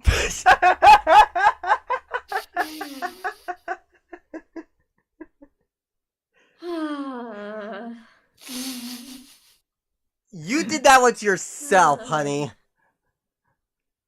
Why? Because I was assigned this character? I'm the only girl who can do it! Bark, bark, bark! No, you did that to yourself. I'm just saying you chose that tone of voice. But to be fair, they're the ones who wrote the line that way, so I can't cast all the blame on you. Dan Povenmire, it's on site. I appreciate what you've given us with the show, but it's on site. Well, I've got to get this to my dad immediately. Ferb throws the Bazzazium into the tennis ball launcher, which fires. Whoa. The Bazzazium bounces and rolls past Doofenshmirtz in the line at the checkout counter to the entrance of the store. Doofenshmirtz gleefully picks it up. Well, that worked. I got it! I got it! Perry moves the alarm sensor at the entrance, causing the security alarm to go off. I got it! Two security guards show up. Excuse me, sir. You know you have to pay for this. He takes the Bazzazium. I was gonna pay. Tell it to the judge. Don't worry, guys. We'll get this all straightened out. Vanessa! The guards drag him away. No, you can't take me. I don't have anyone to curse. End credits. Candace and Stacy walk up to Linda, whose car is piled to twice her height. Whoa, Mom, do you think you found everything you need? I think I have enough to tide over the bridge club. That's a lot of potato salad. Cut to Ferb and Vanessa. Well, time to find out where they dragged Dad off to. Guess that car will have to wait. Oh, yeah, thanks. She kisses Ferb on the cheek and leaves. Floral background music start up again. Phineas appears next to Ferb, shaking. Did I miss something? Ferb touches Phineas's nose, making him stop shaking. Thanks, Ferb. Ah.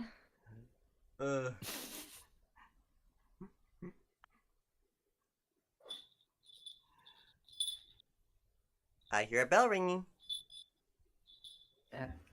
Sorry about that. Sorry about that. Should I go? Sure. Let's call it a doggo. No, what does that mean? What have you got, Chuck? Have you got a Didn't- pet? You have a cryptid in your house? It means I have whatever it is that's slobbering all over my kitchen tools. Oh my god, he's harboring the chupacabra.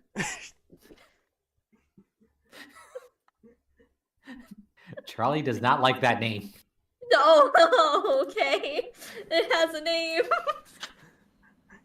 His name is Charlie.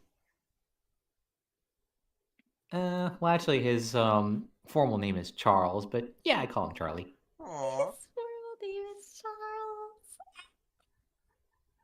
What a cute Bill. Oh, that's cute.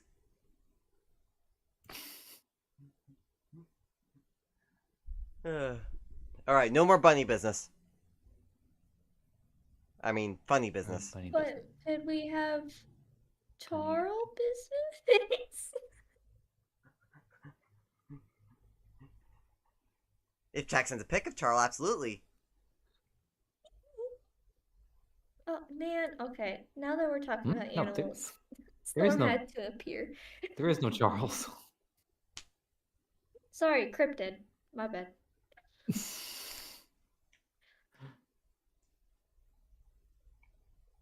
I'm imagining like this weird, disfigured humanoid thing that just follows you around and it just has a really cute bell to it. That's what I'm imagining.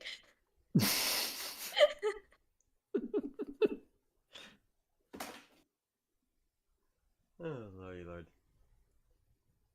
Alright. Time for the rabbit. All right.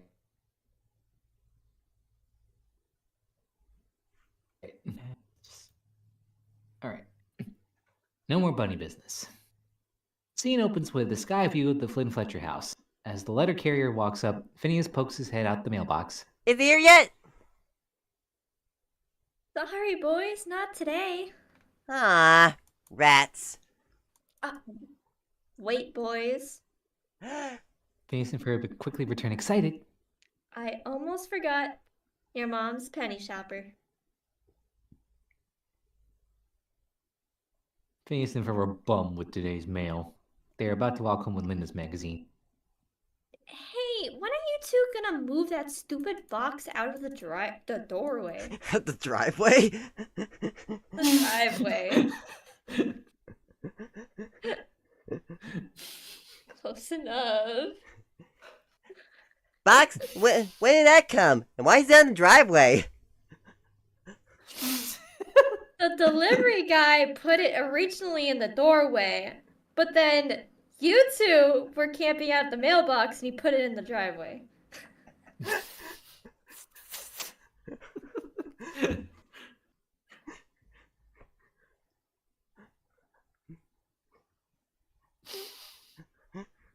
Ugh. Changed his mind. Phineas rips open the package, trying the packing peanut. Ferb catches him with a trash bag. Oh man, I can't believe it's here!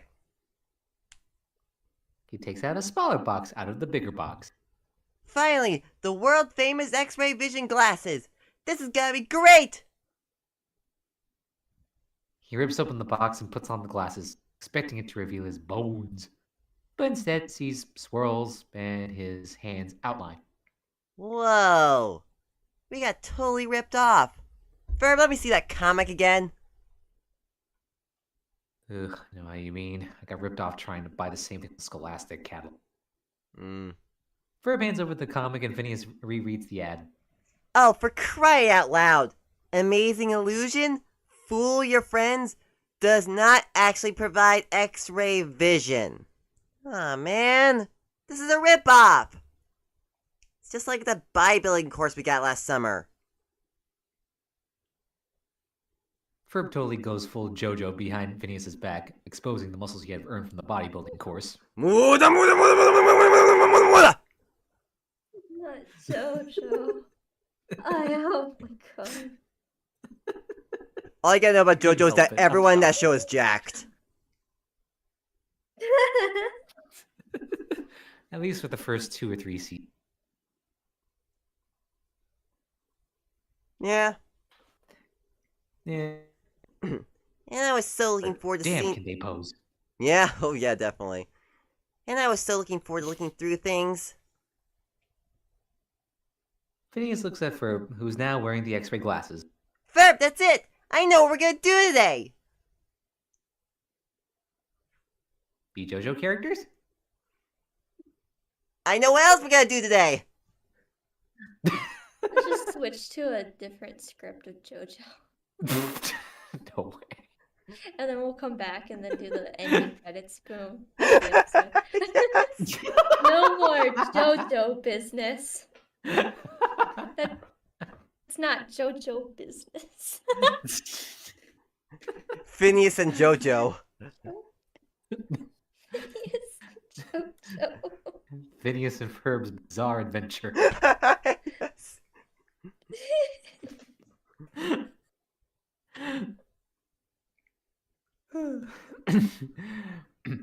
Candace walks towards the house, then stops when she notices a rabbit sitting on the lawn.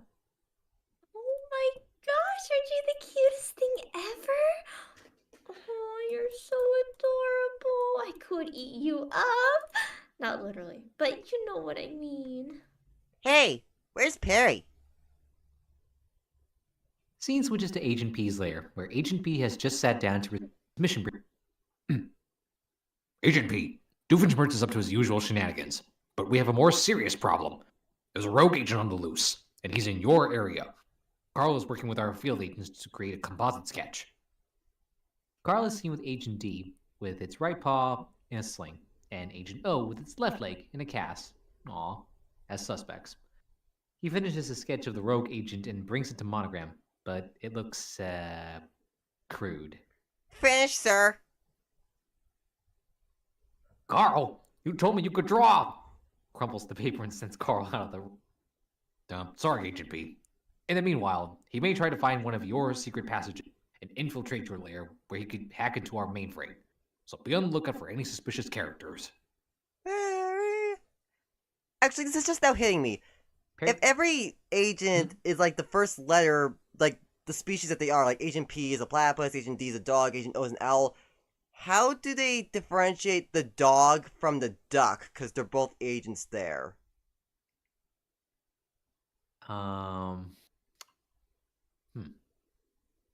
Agent, Q? Maybe it's like For a Quack? da, di, do, die, do. So it's like the first two. Agent No, Quack. it's that they remember.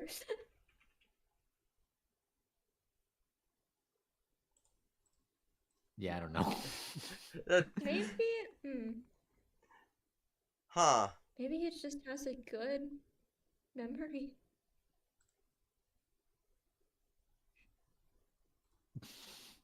I don't know. Or are they both just Agent Yeah, D? I got nothing. Maybe. But if they're both Agent D, then how? If they're both in the same room, that would be confusing if they said, "Okay, Agent D." Because like, Oh, is it? no, not you. I'm What talking to about Agent D. Agent Pinky. What about Pinky? Quack. Well, he's Agent Pinky. I thought it was Agent P. No, Agent P is only for the platypus. And plus, I've heard Poofenplots call Pinky Agent Pinky. Really? Huh. Huh. But then Oh, well, why then is I he guess not maybe Agent that's our P? answer. Wild. In fact, Hmm. why I Agent guess- Pinky at I all? don't know. Why Agent C for Chihuahua?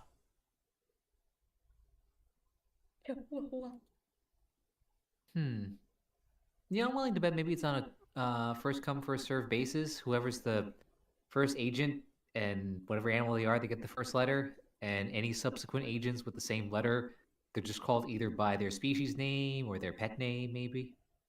Okay, that's up.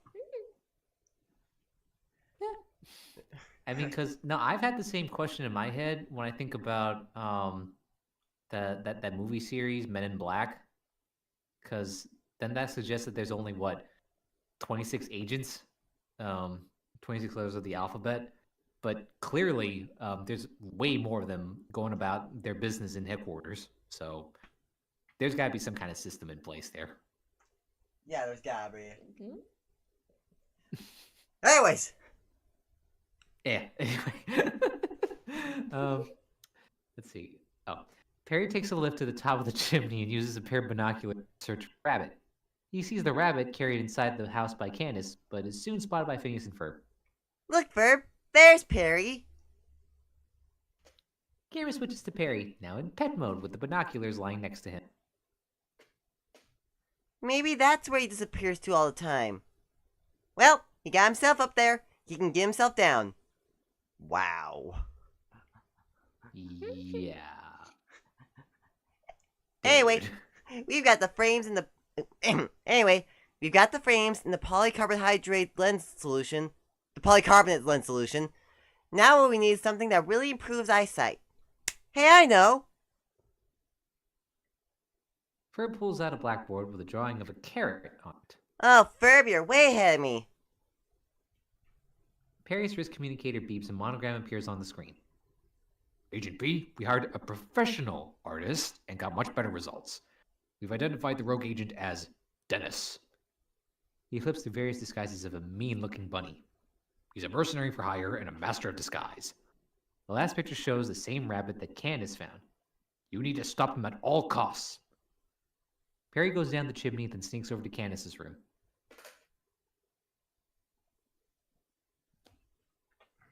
First, I'm going to name you Mr. Cutie Patootie, then we'll give you a complete makeover and teach you some cool tricks. You stay here. You stay put while I find... Whoa. You stay put while I find you a new stylish outfit. Let's see what we've got here. While Dennis, now standing upright, uses blueprints to search for an entrance to Perry's lair. Let's see, he's What am I doing with the scepter? Next, leopard headbands are so last year. Ooh, here's some of my dog clothes. And let's skip the tiara. What is this? Leg warmers? Who needs leg warmers? I definitely don't. Perry runs into Candace's room, then chatters.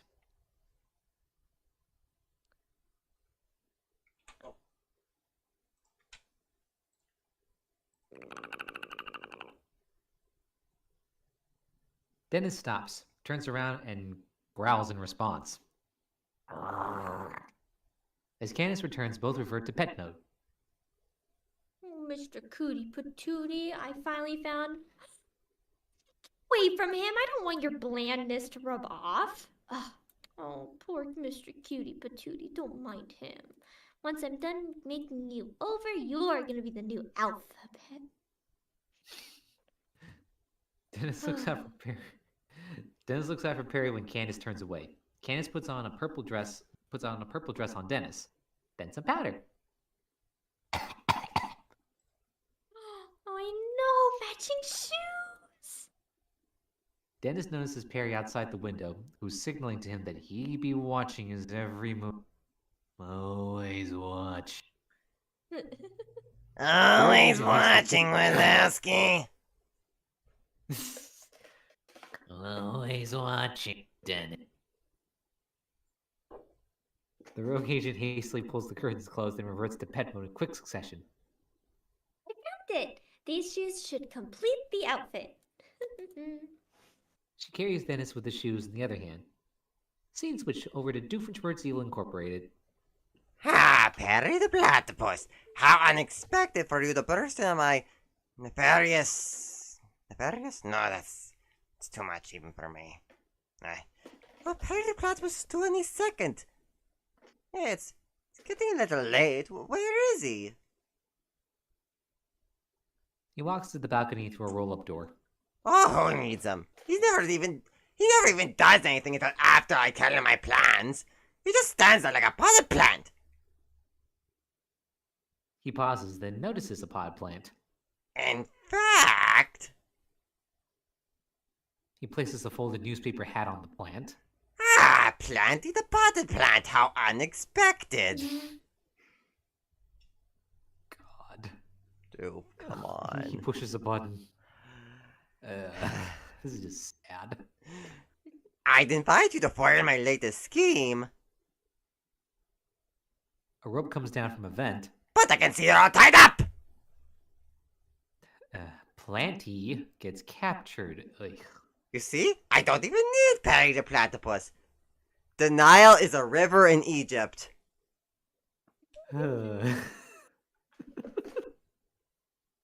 Scene switches to the kitchen at the Flint Fletcher house. Mom just got back from the grocery store, so we have plenty of carrots for our x-ray glasses.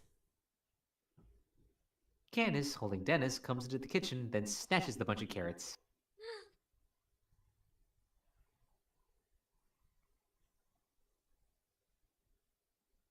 Thank you very much. Oh, actually, Candace, we need those.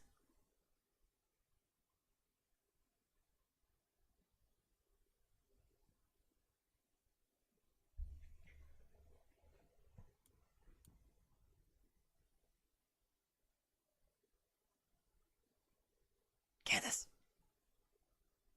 Did it not go through? No. Oh, Yeah, we didn't hear it. Aw. Sorry. Oh, really? For your stupid X-ray glasses? Hey, they're not stupid. Candace holds Mr. Cutie Patootie in front of Phineas. Do you know what this is? Is it not a rabbit? This is an actual living creature that uses carrots for food instead of science experiments. So why is he wearing a tutu? He likes it. Don't worry, Mr. Cutie Patootie. They're just jealous. Come on, maybe Isabella has some carrots. Scene switches to the living room. Okay, let's start with some simple tricks. Sit. Dennis, still sitting, starts panting, then gnaws on a carrot. Roll over. Dennis rolls side to side on the floor. Do the worm. Do the worm. Dennis does the worm. Do the on right. carrot. Do the rock. Did it right. Do the rock. Did it right. Did it right. Do the robot. Dennis moves his arm like robotic joints. Then gnaws on the carrot. That is right. Great. How you must really like carrots. She runs out of the living room.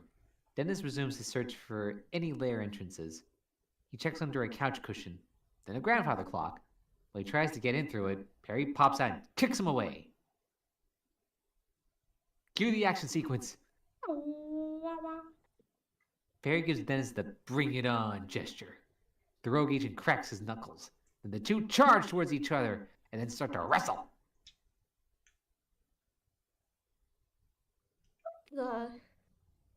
Linda looks over to see Perry and Dennis in pet mode. Oh, a bunny rabbit. Candace must have gotten a new pet.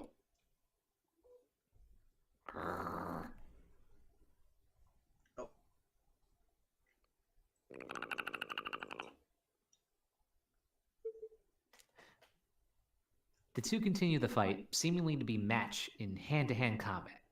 Dennis leaps up onto an end table and throws a lamp at Perry. Perry catches it and replaces it on the Perry catches it and replaces it on the table as he pursues Dennis into the kitchen and out the pet door. Scene switch back to Doofenshmirtz Evil Incorporated. Well, Planty the plotted pant.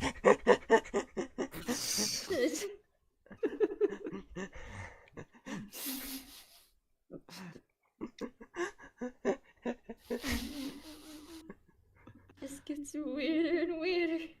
Plenty about plots. Planty the plotted pant. Your timing is inexpectable. Since you're just hanging around, let me demonstrate the brilliant evil lasty of my latest invent.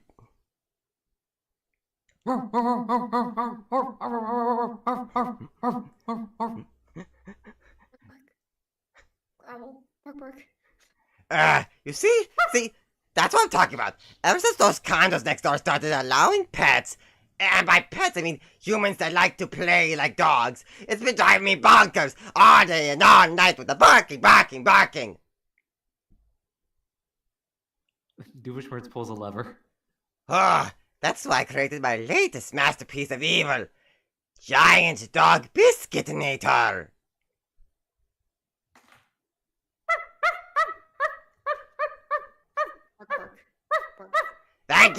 Thank you for proving my point for me. Now I'll cover it with an irresistible gravy coating. He has the biscuit covered in gravy. And then it will take off and soar through town, getting all the dogs to chase after it until they fall it right off the edge of the tri-state area.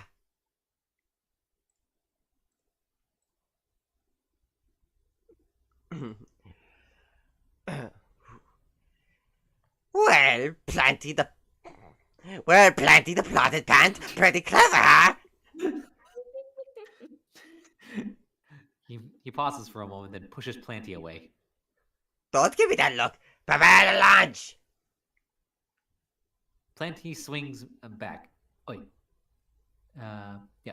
Planty swings back, hitting Doofenshmirtz in the back of his head. Hey, how did you do that? He gets hit on the back of his head again. Ow, ow. All right, come out in the open where I can. Ow. And again, and again, and again, and again.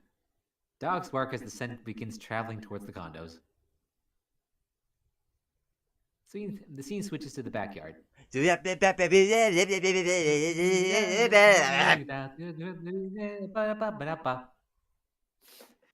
disposes carrots into the machine, stomps rapid. Stop her, Verb! This carrot juice needs to be really concentrated. As the carrots get condensed into the mixture, Isabella arrives in the backyard. Hey, Phineas. What you doing? Just wait for the concentrated carrot extract to mix with the superheated optical polymers. I have to say so many smart things I don't know what I'm saying. Durr, brain hurt. Now I dip the frames into the X-ray vision solution. The frame successfully mix with the solution, creating orange swirls over green lenses. It might take a couple of hours to set properly. Or just 5 minutes in my quickie bake oven. Quickie bake oven. Fireside girls are always prepared. She places the glasses in the oven. And 5 minutes later... Ding! Yum, yum, yum, yum, yum. Looks like they're ready. She hands them over to Phineas. Here goes nothing. I'm surprised those glasses didn't melt. Right? Then again, it's a light bulb, so... Eh. Do you think when writing these episodes, they actually know what they're doing scientifically? Where's the Mythbusters when we need them?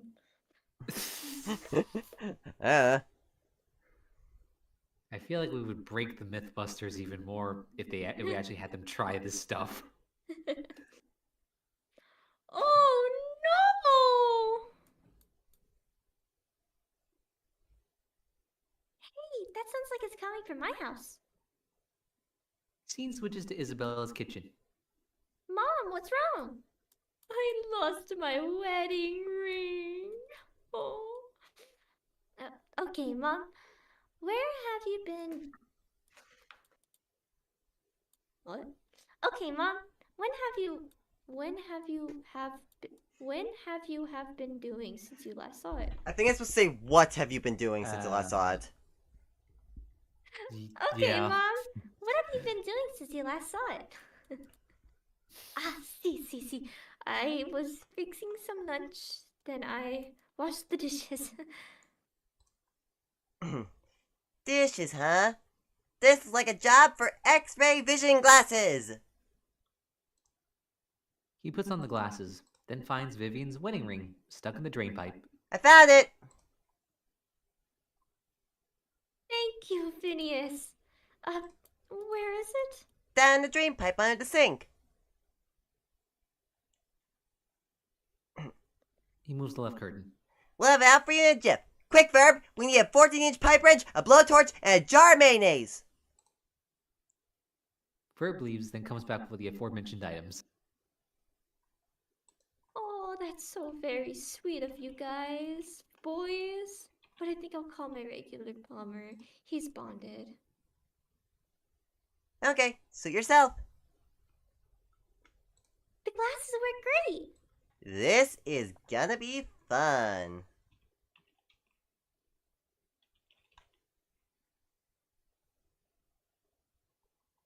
I actually know this one. Oh, nice. I don't have instrumental. There's no instrumental on YouTube, so I'm just gonna have to play the song underneath. Okay. Yeah.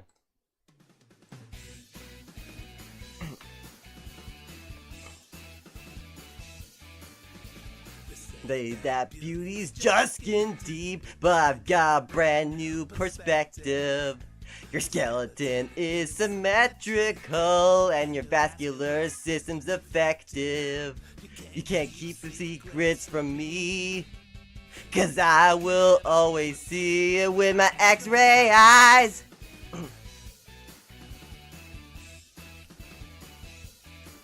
I got a brand new way of looking at life, an altogether different visual spectrum.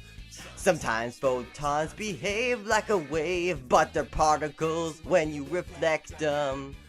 But that don't bother me, 'cause either way I see it with my X-ray eyes. With my X-ray eyes. Oh, with my X-ray eyes. Yeah, with my X-ray eyes.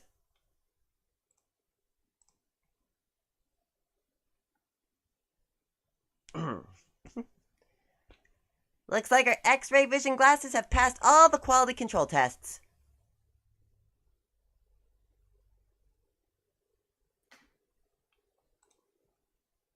Good thing, cause we're stacking up quite a pile of orders. Excellent. It's time to order a big old truckload of carrots. Ferb places the X-ray glasses on the table. Candace is searching the house, realizing that Dennis is gone. Mr. Cutie Patootie? Where are you? Mr. Cutie Patootie! Outside in the backyard, Perry and Dennis are sword fighting with grilling equipment. Just as Perry thinks he has defeated Dennis, Dennis notices the X-ray glasses and kicks Perry away into the clothesline. He uses the glasses to find the lair opening, pulls away the grass covering it, and jumps in the tube. Perry untangles himself and follows Dennis into his lair. The rogue agent pushes a button on the console.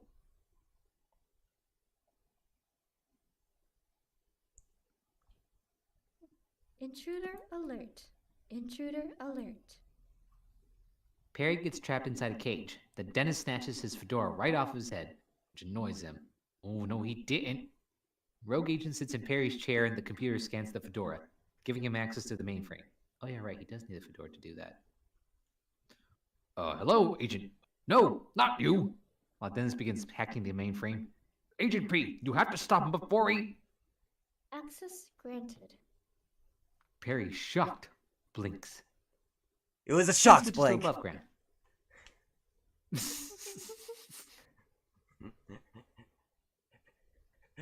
It was a very worried blink.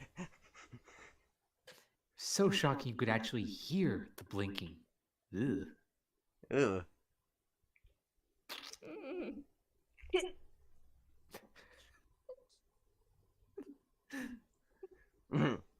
Yes, ma'am, you heard me right. Sorry. Sorry. Yes, ma'am, you heard me right. I need 3 metric tons of your highest grade carrots delivered ASAP. Why, yes. Yes, I am.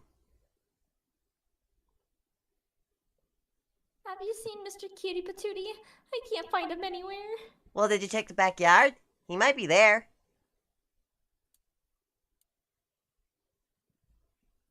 A truck dumps the 3 metric tons of carrots into the backyard. How about the kitchen? Scene switches to inside Doofenshmirtz Evil Incorporated, where everything is in... Well, Planty the Plotted Pant. Why don't we just call this one a draw?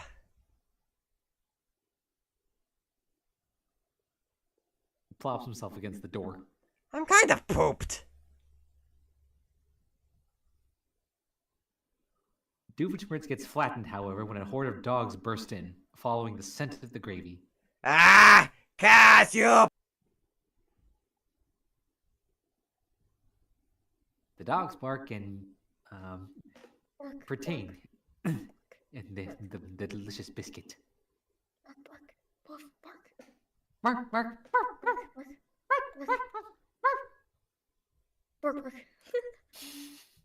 Scene switches to the backyard. A carrot falls into the eat it. Perry notices the carrots in the backyard on the screen, gets an idea. He pulls a nearby lever with his tail and all the carrots pour in. Dennis goes mad over the carrots and is distracted from Perry. He grabs the carrot and throws it at a release button. The cage rises, allowing Perry to run over and slap a pair of handcuffs onto Dennis. who has now ended up lumpy and bloated with the amount of carrots he Ow! ate. Perry then snatches his fedora from Dennis's head and puts it back on. I mean, it's obvious Dennis has a very bad binging problem. Yeah. You must have good eyesight. Actually, fun Good fact, insight. rabbit. But at what cost? Interesting fun fact: rabbits will actually die if you give them nothing not but the orange part of a nutrition. carrot. They actually prefer the greens at the top. Mm-hmm. Really? The greens? Also, another fun fact: the carrots don't actually give you better vision. Yeah, no, I did read about that. And if you want healthier eyes, go for blueberries. Those are really good. Mm-hmm. Go to the optometrist. That too, which I'll I tell do you need if to you schedule have at some lice in point. your eyelashes. Well, you can get lice in your eyelashes. Ah. Fun fact. Yes. You can. You can't see me right now, but I am rapidly blinking. You also have mites on your eyelashes. You have little bugs on them. Okay, I'm just gonna say let's move on before this gets into creepy territory.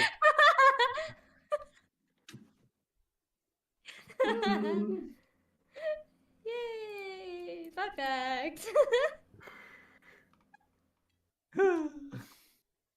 Anyway, after Perry snatches his fedora from Dennis's head and puts it on, Good work, Agent P. thumbs up. Scene switches to above ground in the Flynn Fletcher house. You don't suppose he could have run away? Don't worry, I'm sure he'll turn up. He notices that all the carrots have disappeared. Hey, what happened to all the carrots? 1 minute one minute there's a backyard full of carrots. I turn around for half a minute, poof! Now they're gone. Welcome to my world. Wow, that must be really annoying. Oh, there you are, Perry. Perry tiredly lies on the stone walk. She then pets him. At least you're still around. Do you like wearing pink? Pink? Perry starts to sweat and then chatters nervously. Scene switches to OWCA headquarters. On behalf of the entire agency, I'd like to thank you for your valiant service in one of our darkest hours. He places a medal and a fedora on. Planty the Plotted Pant, welcome to the agency. I had to. I thank you for doing that.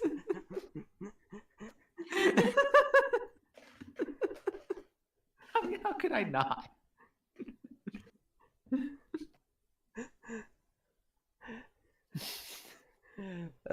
Yes.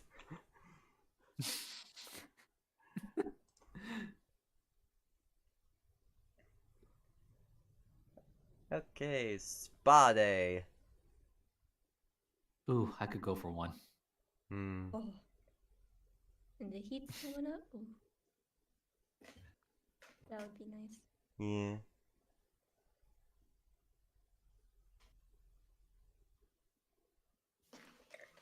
Second, page up. Alright, spa day. Scene opens up at the Flynn Fletcher house. Oh my gosh. I can't believe it. We're finally gonna have our first algae infused seaweed mud wrap, hot rock rub, and volcanic mineral scrub. Sounds like fun. Fun? Yeah, mud, seaweed, volcanic rock. It's not fun. It's relaxing, which means it's enjoyable, which means it's fun. Grown-ups fun. You won't understand. Besides, the Rub to Scrub Spa is very exclusive. You can't get in unless you know someone. How are you guys getting in? Well, I know Stacy. And I know this neighbor who knows this hair washer, who knows this bank teller, who knows this back waxer, who works at the spa. Yeah, and I know Stacy. Huh. Well, Ferb and I just aren't connected like you guys. Come on, let's get going. They walk away. Hi, guys. Where you going? We're going to the spa. Yeah, we're gonna get totally immersed in self-indulgence. And mud. Sounds like fun. See? I told you it was fun. Hi, Phineas. What you doing? Well, I think we're gonna build a spa. What do you say, Ferb? It'll give you a chance to do your seaweed wrap. You know. Yeah.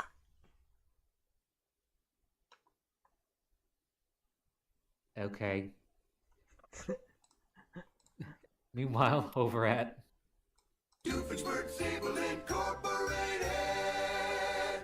Biz. Oh. Ooh, half off at Sushi Burger. Keepers.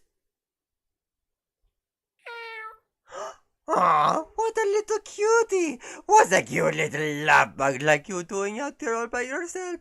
I'll call you Mr. Fluffy Pants because you're fluffy and you look like you're wearing pants. Plus, you remind me of my Uncle Fluffy Pants.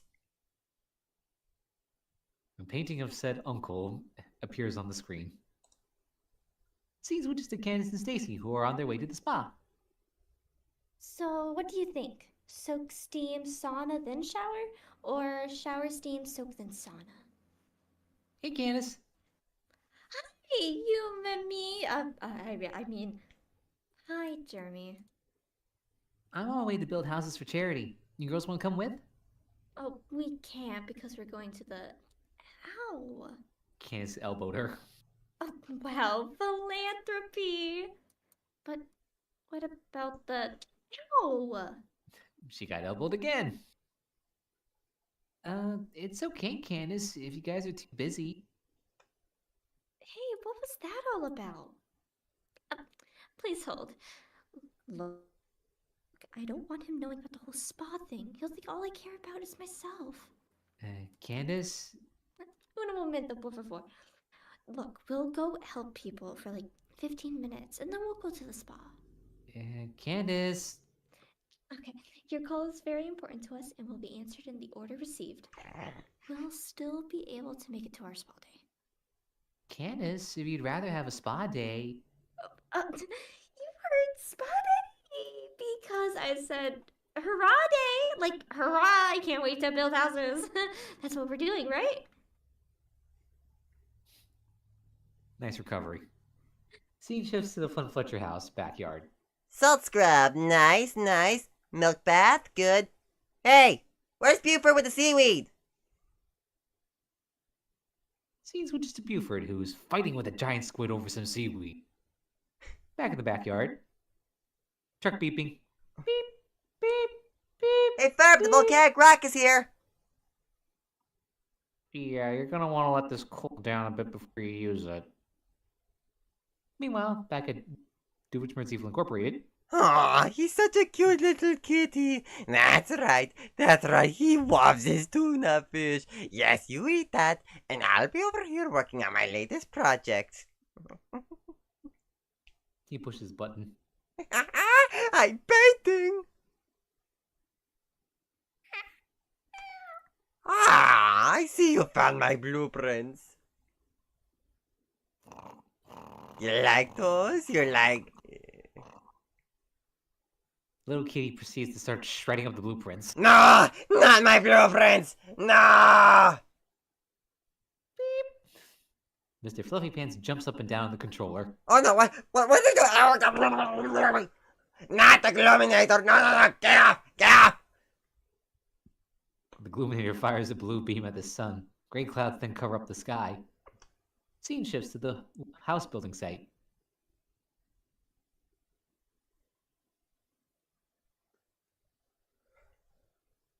Wow, I hope it doesn't rain on us. Anyway, I want to thank you all for volunteering today. Now, if I could have you two on drywall duty and you're on baseboard duty. And I could use you on conduit duty. Let's go!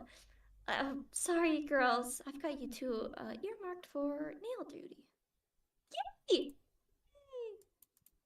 And that doesn't mean manicures. Aww. Aww. Meanwhile, at the backyard, Hey, don't worry, Ferb. Your secret's safe with me. Don't we have one more truck coming? beep, beep, beep.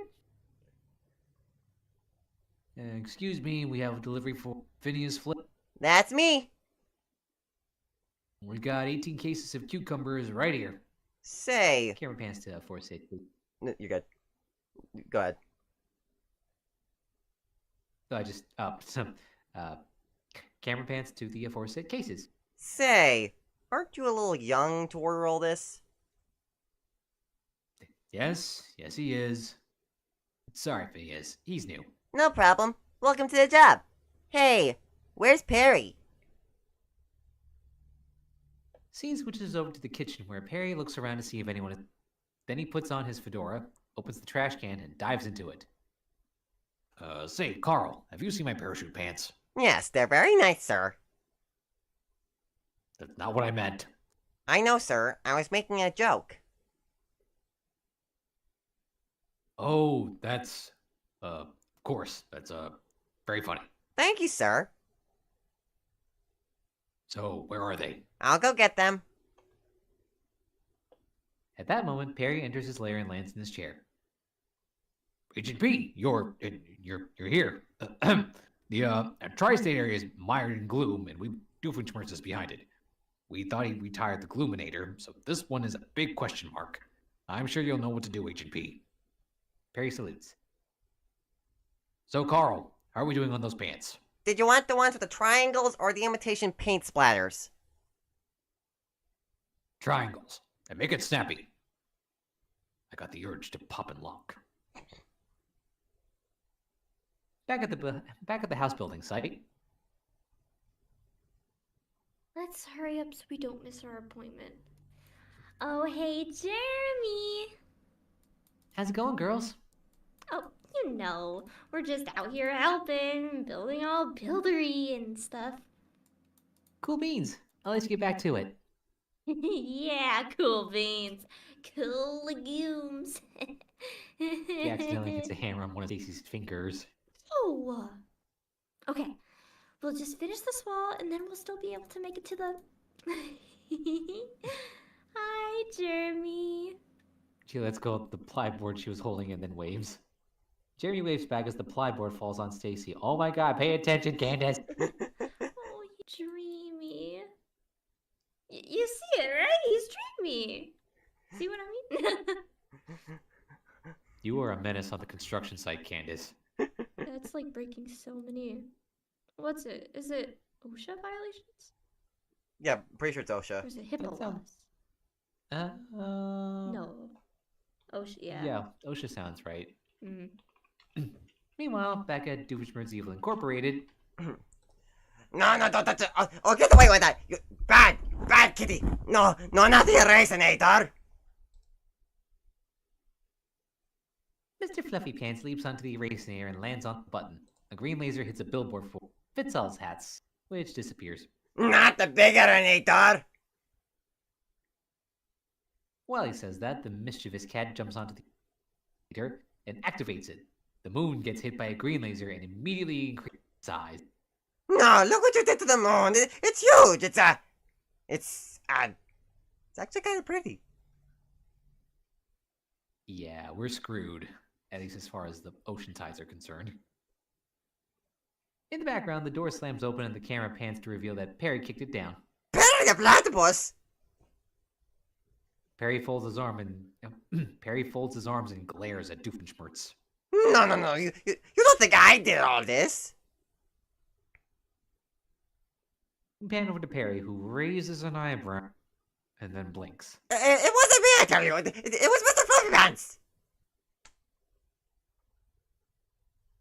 Perry glares at Doofenshmirtz again, then looks to where the white and black cat is innocently sleeping in his bed. I call him Mr. Fluffy Pants, you know. He's fluffy, he looks like he's got pants, plus he reminds me of my Uncle Fluffy Pants. Once again, we see the painting of Fluffy Pants Doofenshmirtz on the screen. Only this time, we pan back and reveal he's not actually wearing pants, just boxer shorts with pink hearts on it. Who never actually wore any pants. Come to think of it, I don't know why we called him that. Anyway, I just love giving people nicknames. For instance, you're Mr. Duckbear Place. Duckbear Face. And Major Malcolm, I call him Monobrow. That's a good one, because he's got the one. And his little friend, the intern, is Dr. Coconut. Yeah, sometimes I wish I didn't know so much. Yeah, we're gonna put a pin on that. Yeah, after he finished speaking, Perry leaps up and punches him in the face, then jumps down to the floor. Meanwhile, back at the house building site, Candace unknowingly glues Stacy to the wall with gray wallpaper. Whoops. Oh, Stacy, don't you just love how Jeremy buckles his tool belt on the third loop?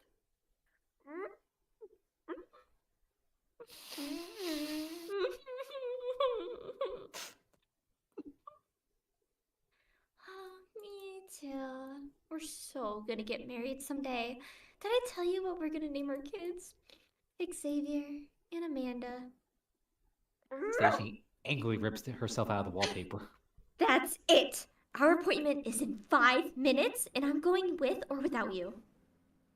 Oh, are you leaving? I was kind of hoping that maybe you could help me with a teensy-weensy little task. I need that slab of concrete turned into rubble by sundown. You don't mind, right? I mean, after all, it is for the less fortunate. Thanks, I knew I could count on you. Hey, Candace. I just finished my side of the house and I'm heading home. It's nice hanging out with you all day. Bye, Jeremy. It was nice hanging out with you too. All day. Did you hear that? We hung out all day. Candace leans against the jackhammer, which causes the motor to start.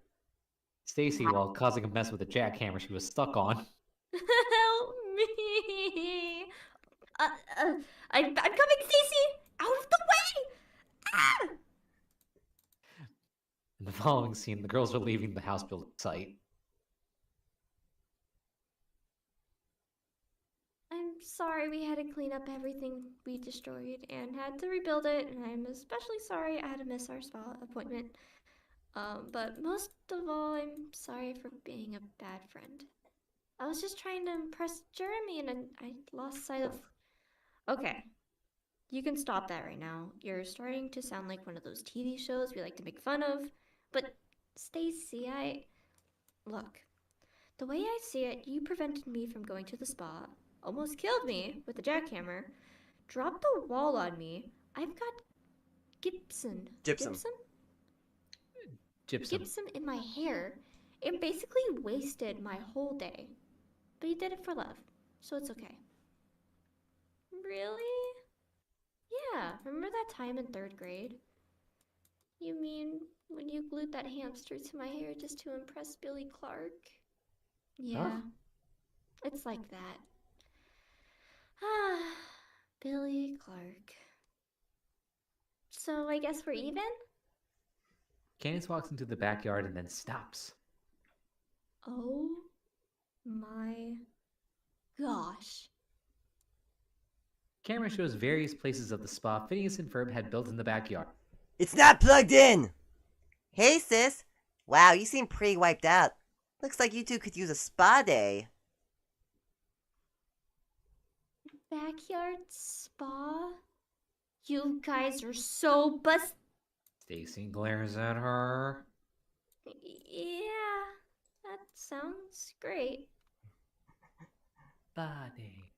Spa day. Oh, whoops. You forgot you had the rap, didn't you, Jack? Yeah, give me a second. Let me just pull the song up.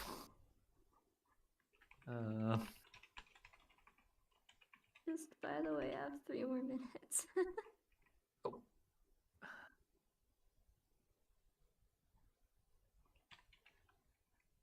What was that, honey?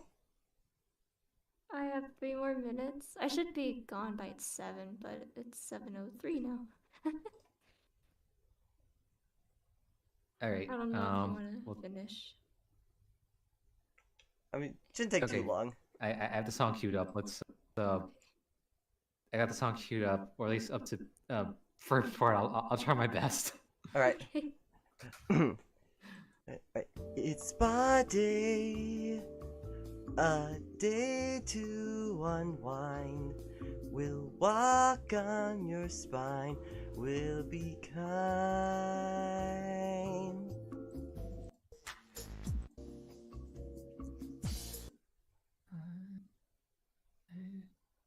It's spa day. Yeah. PNF on the scene. It's gonna slide you with butter, make you feel like a queen. Sitting in a hot tub. Yeah. You're thinking this place is hot team, hot stones, hot water, hot wax. Fun music can't help but relax.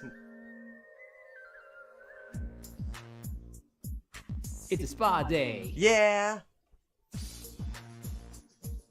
Shiatsu. Bless you, Gesundheit.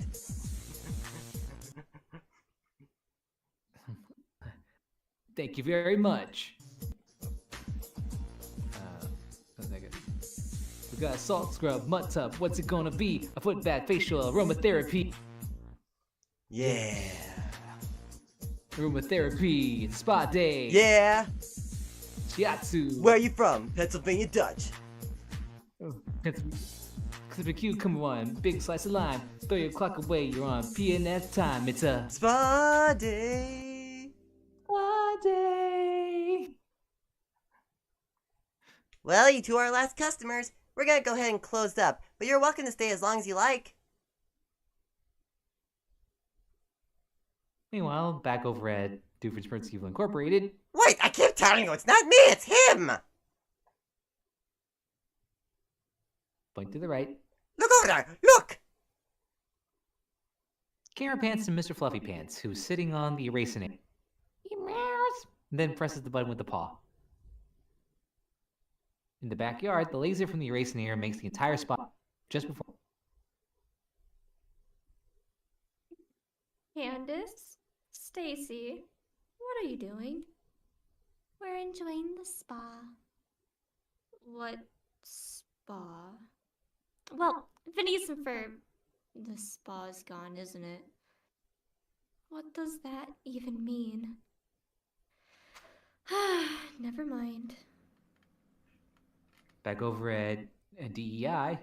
See, I told you it wasn't me! Mr. Fluffy Pants falls off the erasinator. Luckily, he caught the end of it with his front paws. No! Mr. Fluffy Pants! He grabs the cat just in the nick of time. Wait. Oh, that was close, Mr. Fluffy Pants. You almost... Ah! You know, I think it's more trouble than you're worth.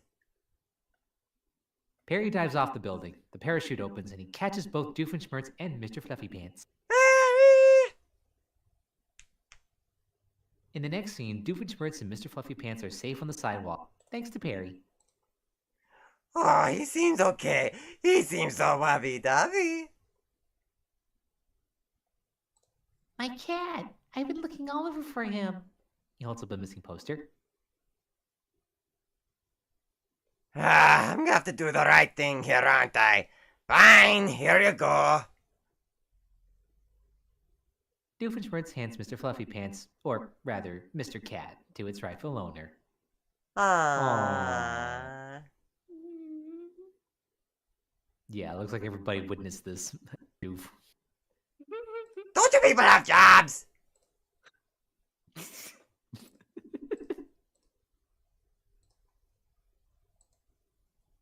Oh, end credits. Basically, Carl dancing to Dr. Coconut on the radio. Dr. Coconut, look out. Here he comes. Dr. Coconut. Look out. Here he comes. Dr. Coconut. Carl, you're weird. Carl, you have interesting hobbies. Yeah? I'm being nice here. Yeah. Alright, honey, I think we've kept you long enough. You're free to go. Okay, Yeah. goodbye. Have a good day. You too. Bye-bye. Bye. See you, honey. Cat, if now is ever a time to show up, this would be it. Cat! Cat! Cat! Cat! Cat!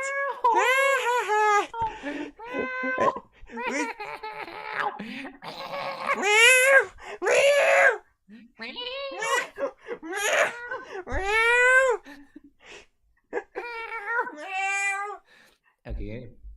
Yeah, now we're starting to sound like my neighborhood cats.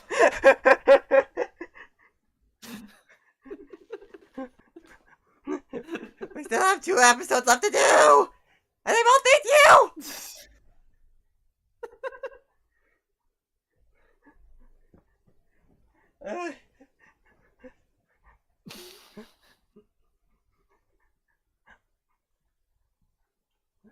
What do we do? You still got that tier list? Or any of those quizzes? Right, the tier list. Oh. Oh,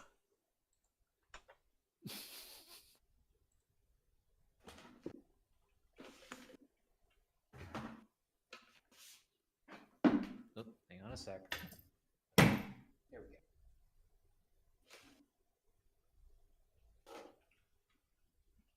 Okay, let me just find it.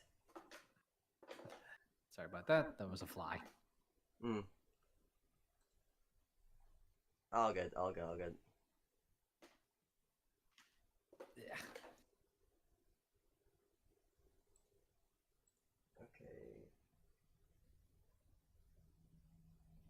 Video game. The fly. franchise.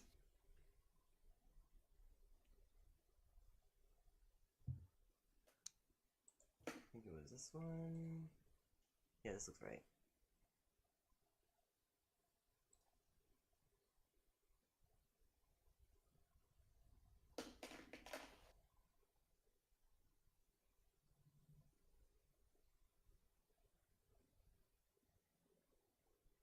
Wait, this doesn't look right.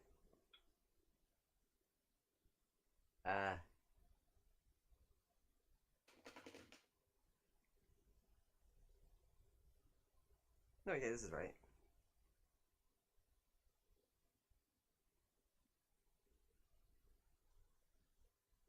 Okay, where are we left off?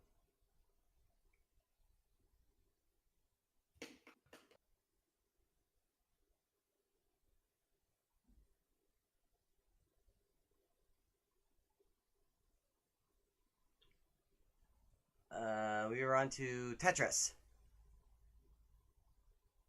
Tetris. Okay, where did we place that one? Or do we have? Or wait, did we? No, have this yet is the to one we're place on it? to. Okay. Well, Tetris. I mean, always a classic, and I've got it on my phone. It's always a good default one to turn to if you just need something quick.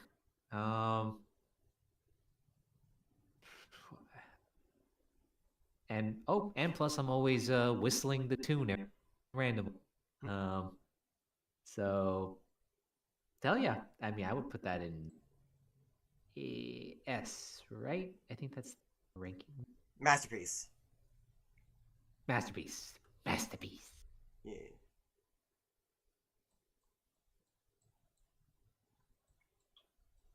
Alright, next up we're looking at... Ooh, Donkey Kong! Donkey Kong. Ooh, nice. I mean, Donkey Kong Country was hard as hell, but hell, I like playing it more when I'm taking turns. Good memories there. Otherwise, when you're playing by yourself, it's it'd be anger-inducing, but still fun though. So I'd say it's at least what's A called again? Wonder Masterpiece is very good. Okay. Found it.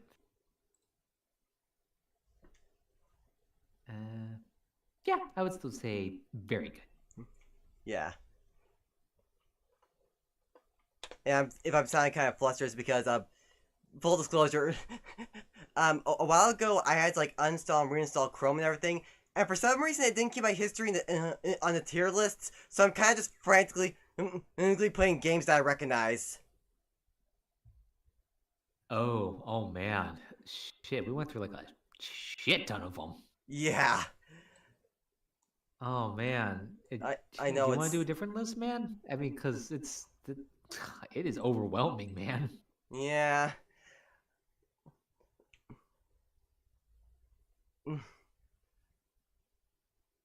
So, do you want to do a different list, or do you want to stick to this one? I don't know. Where are you feeling? I'm feeling. We can try playing it back up again, or we can just move on to something else, another tier list. It's your call, dude. I'm gonna leave it to you. Yeah. Okay. It's. You know what? Well, why don't we try something different? All right.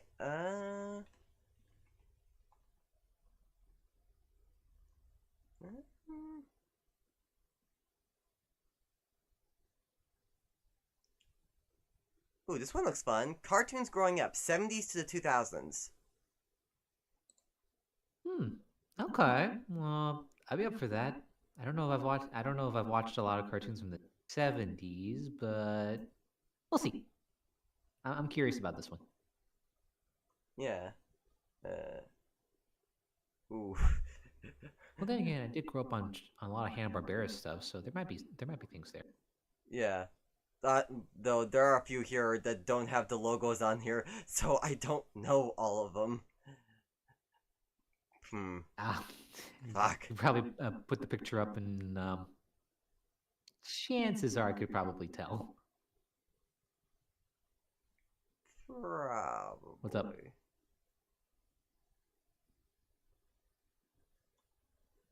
There's literally one here just called All Cartoons. All cartoons. All cartoons. That's lazy. Yeah. But they have the logo, so I can work with this. All right. Okay. And it's a standard ranking of S to D. And it does include I never watched, Okay. so awesome. Ah, all right. Well, Okay, South Park. Oof. I'll be honest. I have not kept up with, but I watch a lot of clips. I do remember growing up with maybe watching the first couple of seasons, but the problem was though that this was when I was a lot younger, so probably maybe too young to watch it, and yet most of the jokes probably flew over my head. But I did understand a lot better what South Park was all about when I decided to watch the first South Park movie, Bigger, Longer, and Uncut, and now I really understood what South Park was really all about.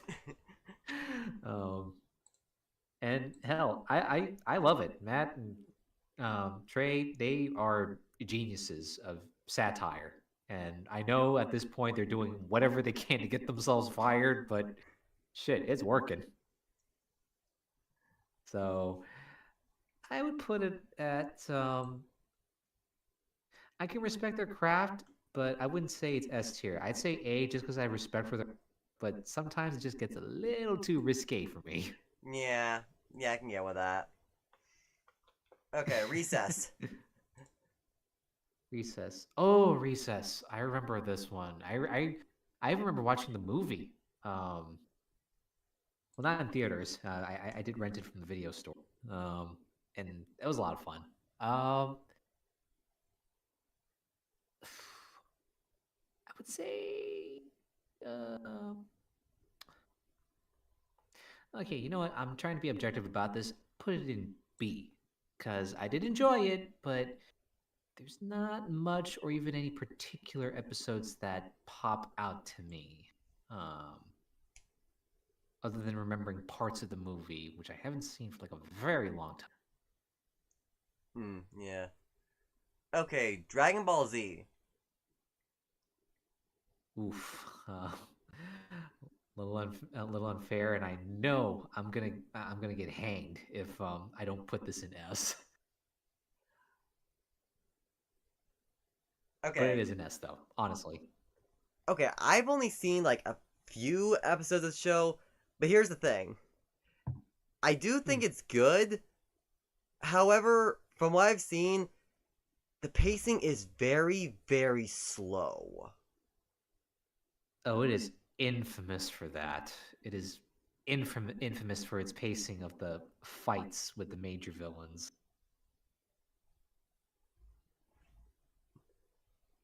Yeah, it's like there were several times where I was like, oh my god, something happened!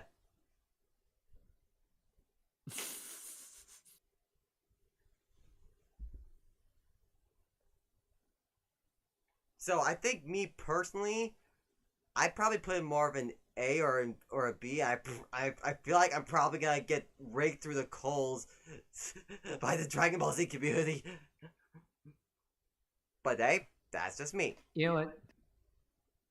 You know what? I could agree with you there. If you're gonna suffer, I'll suffer.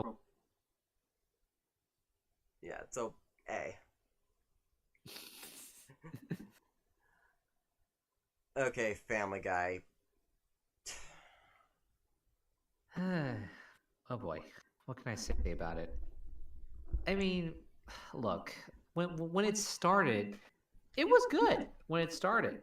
I mean, when Seth MacFarlane himself was helming the show, when he was in the writers' room and directly helming the show, and in charge of all the references, the script writing, and ideas, it was good. There was a very specific style of humor to it, and it was great.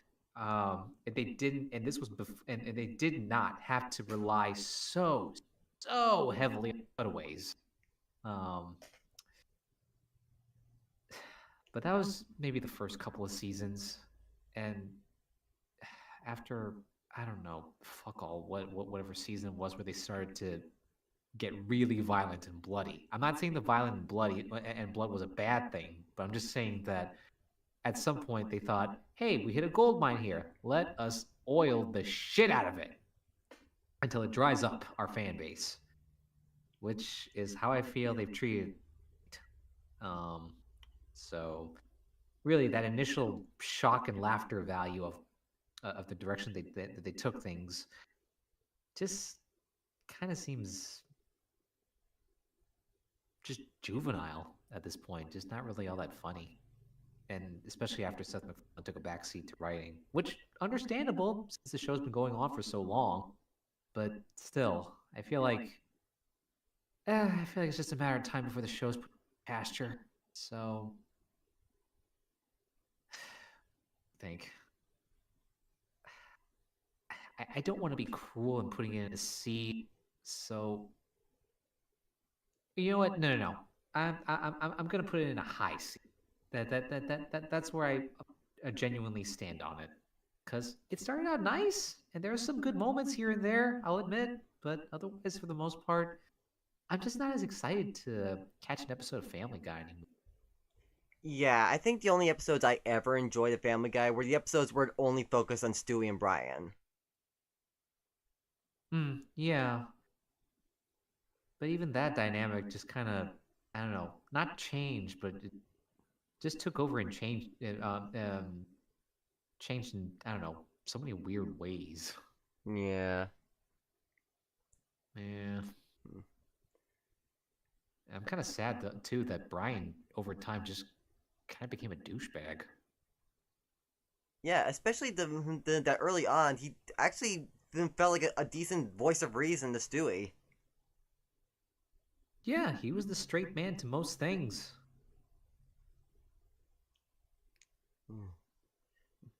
Oh well. Yeah. Though I feel like one problem the show is, they've always been way too cruel towards Meg. Yeah.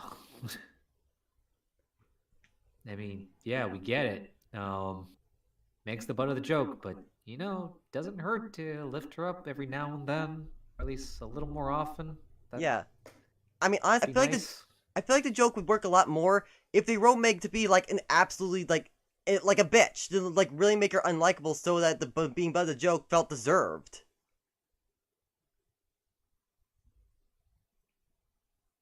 Yeah, that's one way they could have gone about it. But instead, all I feel is sad for her. All I feel is pity. Yeah. Anyways, Kim Possible.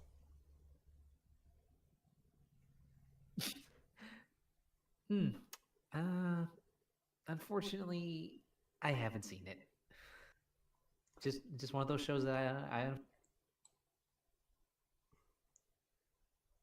Me personally, I would I hear personally it's put this really in. good though. Yeah, I would personally put this in S. I think this show is hilarious. Like, like they know the writing is kind of like Phineas and Ferb, except without the formulas. Like, that is so tongue in cheek that it always tickles me every time. Huh.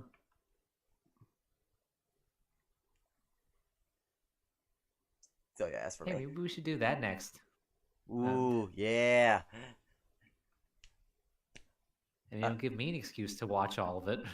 Hell yeah. Okay, back at the barnyard.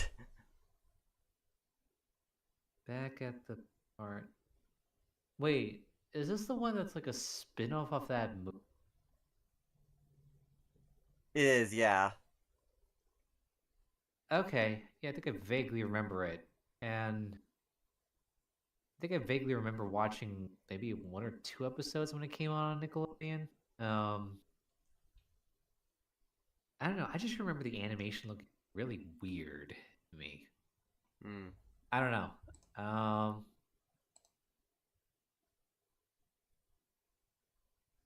Honestly, the only thing I remember is the friendship between chicken or was it a weasel and a chicken?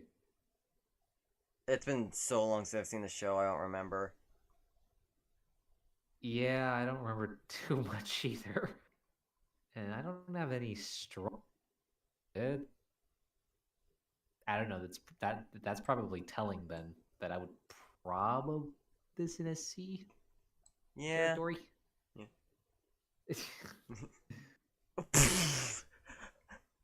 Well, ain't that telling?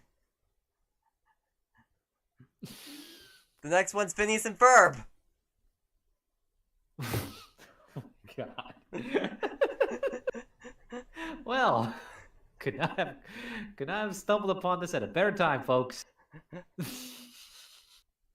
I feel like we'd be hypocrites if we didn't put in an S. I mean, I'll say this. I can agree with it genuinely because since since I have been watching the series in preparation for every week, just trying to watch them get it fresh in my head. I could definitely see this as a series I would have enjoyed growing up on, for sure. And I wish I had. I mean, not that I didn't watch a few episodes here and there, but I do wish I could have followed it every week when it aired. So, yeah, definitely an S. Okay, Ben 10.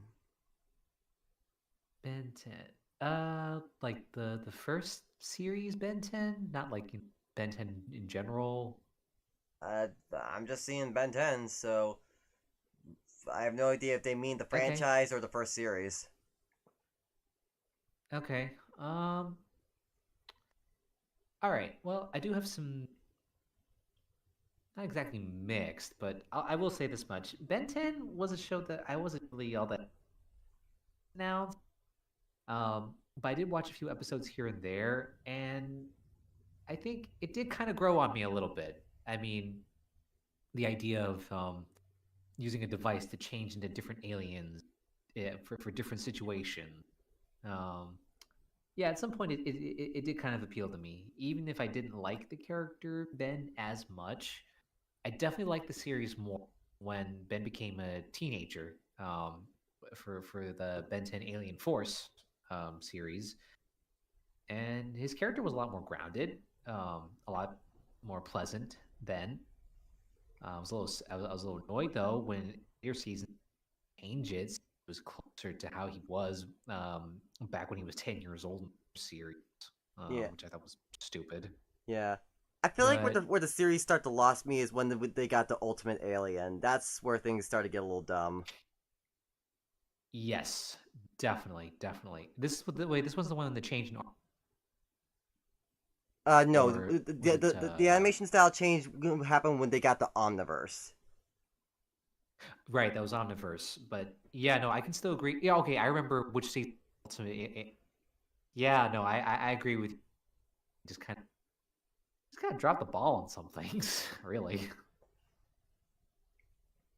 including the personality changes, a lot of inconsistencies in the continuity, um, characterizations of various characters. Yeah, and the ultimate versions of the aliens didn't even make a whole lot of sense. No, they did not. Um, well, especially, what's the one with the what's the cold moth-like alien called? Big Chill? Big Chill. Yeah, I did not like the um logic behind his ultimate form. Ice so cold it burns. What the fuck? Yeah, like I understand that there's freezer burn and there's like dry ice where it's so cold that it hurts, but I'm not sure that makes sense for the alien. Yeah, and nor would you want to make it look like it's red and fiery either. That really ticked me off, honestly. Yeah, and honestly, I did not know what they were thinking when they created the ultimate design for what was his name? He was the little guy. He looked like he was white. He looked like he was wearing headphones. Oh, Echo, Echo. Yeah, Echo Echo. I do not know what they were thinking when they designed the ultimate version of Echo Echo. It's like that was an eyesore to look at. What was his ultimate design anyway? Was it like that blue-looking, I don't know, robot thing? Yes. Ugh. Yeah. No, I don't understand how you went from that to that. Ugh. Yeah. So I guess as a whole, I don't know. Uh, I want to say high B, low A, just because it is enjoyable to an extent, but I don't know. After a while, you know what I mean? Yeah, and then of course you got the reboot, which we don't talk about. No, we do not talk about.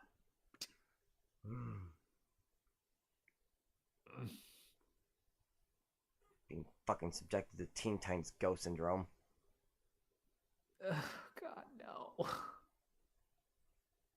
Ugh. How the fuck does Teen Titans Go have so many seasons? Why is it still on? Why? Mm. Anywho, is something better up next? Batman the Animated Series, so yes. Oh, fucking hell. S fucking here. Dude. Uh, I mean, I don't even know where to start. The writing, the voice acting, the style, the art direction. Oh my god. it has. I can't. I think it probably has the best Batman and the best Joker we will ever see in DC. Yeah. Rest in peace, Kevin Conroy. Thank you so much, Kevin Conroy, for giving us the best Batman we. Yeah. Okay, almost naked animals. Oh God. Wait, what? Yep, that's a Is show. that the name of the show? That's the name of a Almost show. Naked Almost Naked Animals. Okay, give me a second. I need to look this up. This this sounds, I don't know, simultaneously lazy and cur. It's both.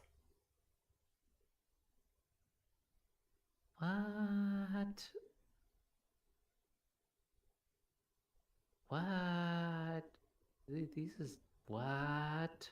Yeah, What? it is I weird. I don't. I don't. It's like I can't. What? there's so much wrong with this show. I don't even know where to start. Huh. Uh.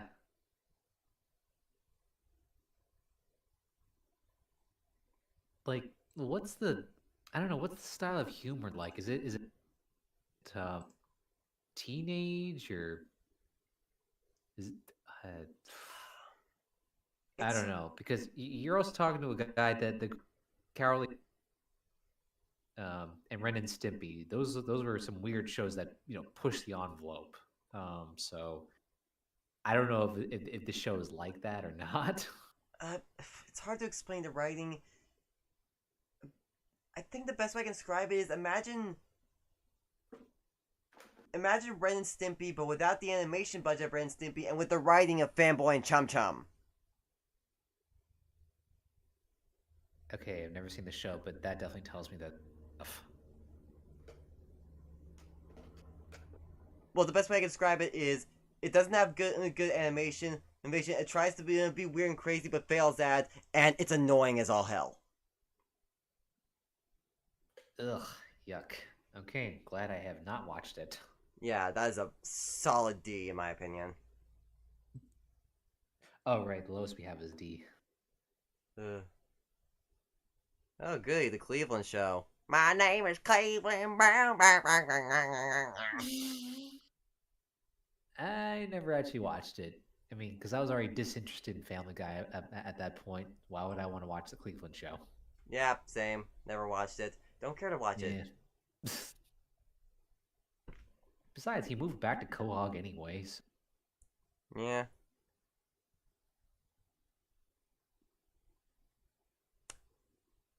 Paw Patrol. Paw Patrol. That's for little kids, right? Yes, little kids. I'm a 22-year-old man. Okay. Yeah, no, I mean, I never watched. I mean, when did it come out anyway? Because it's not like I could up. I mean, when did Paw Patrol come out? Came out August 12th, 2013.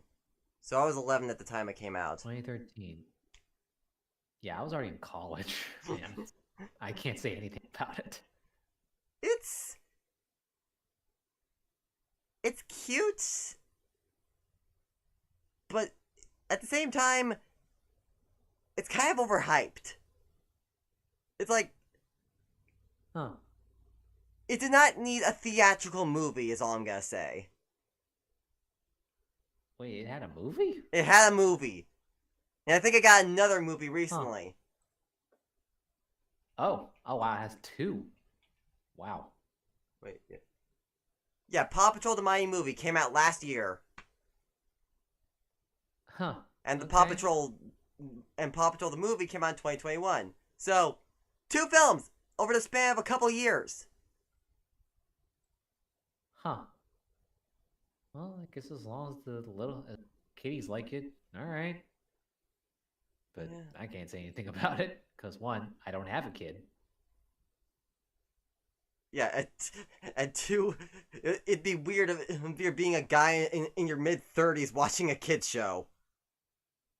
Yeah. And when I say kids show, I mean little kids, toddlers, because I'm a guy in my 20s who watches Phineas and Ferb. I'm no stickler when it comes to kids shows. But it's gotta be a limit. Gotta draw a line in the sand, dude. So I'm just gonna put it in B, because it's cute. Kiddies like it. Yeah.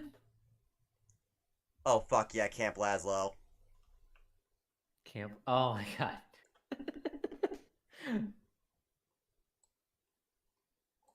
That came out around the 2010s, right? Or was it 2009? I'm pretty sure it was in the 2000s. 2000s. Oh, okay. Oh no, wait, you're right. You're right. Okay, no, because I remember I was still in middle school, high school back in Thailand. Yeah.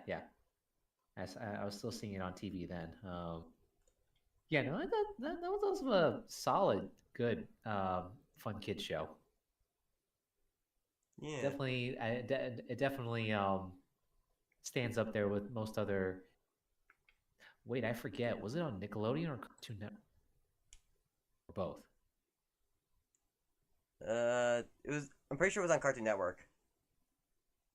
Okay, yeah. Well, even so, I would say that that's a cartoon that there amongst other Nickelodeon cartoons as well. I think it was even made by the same creators as something called or at least featured the same voice actor from Rocco's Modern Life. Hmm. I think.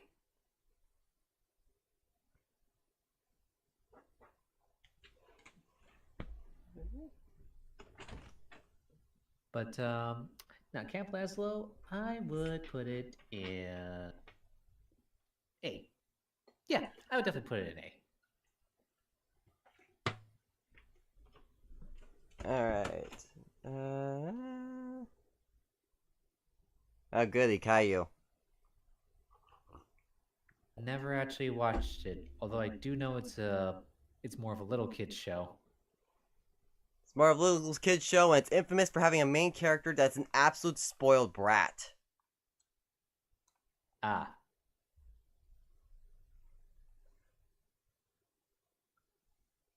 I would not touch that show with a 50-foot pole. oof. Okay. Yeah, I've heard about it being. Yeah. How many more should we do? I'm just realizing it's like going on midnight for you, isn't it? No, it's only like 10:40 p.m. over here. I mean, I got like 20 minutes until it's 11 p.m. Oh.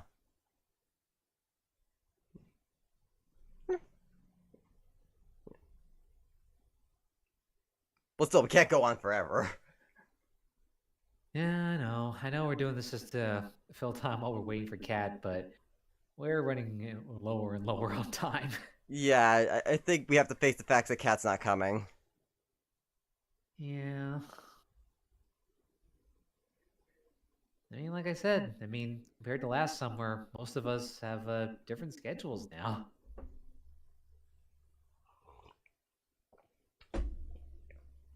Yeah. That's sad. But hell, we do. I know, but hell, we're still in the best we're all still we're all doing the best we can with our schedules, right? Yeah. I mean, And still tripping over our words. yeah. I mean, I guess the way I see it, the show ain't over until it's at the point where nobody shows up. Exactly. But yeah, we should put a number on how many more shows before we call it. I don't know, 5 more. All right, 5 more. All right. Okay, The Problem Solvers, D. That show was terrible. Okay, I'll take your word for it. Never seen that one. Well, not only was it terrible, it is an eyesore to look at. The animation is ugly as sin. Oof. Let me see. I'm looking it up. Okay.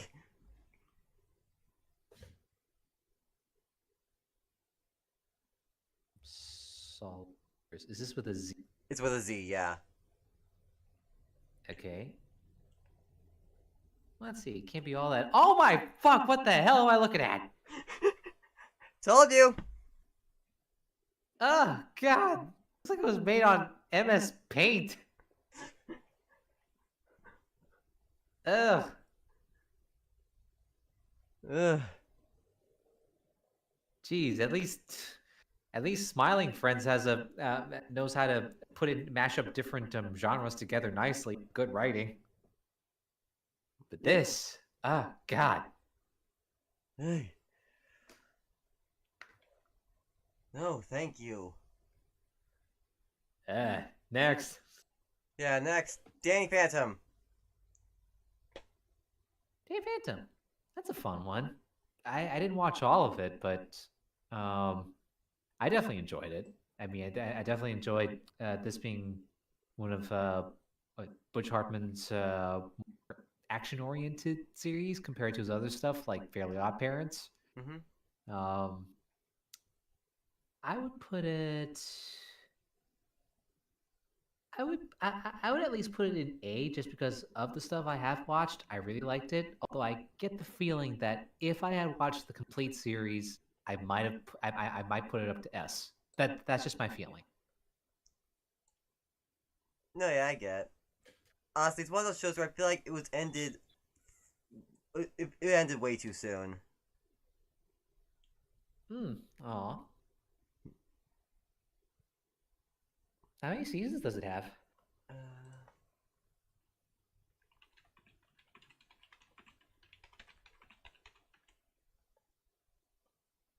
Only 3.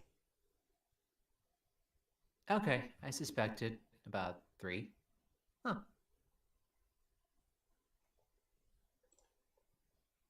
Yeah.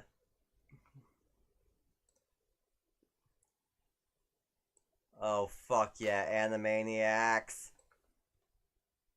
Dude, S tier. That is one of the shows that has probably in most of our humor.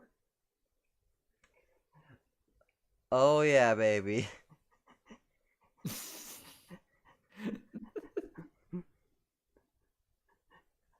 It's a poultry emergency!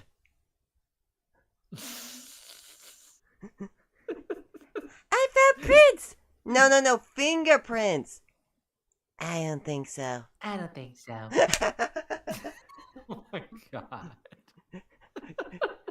Give me the bird! Oh, We'd love to, God, really, it's but the something Fox that censors way won't allow worse. it.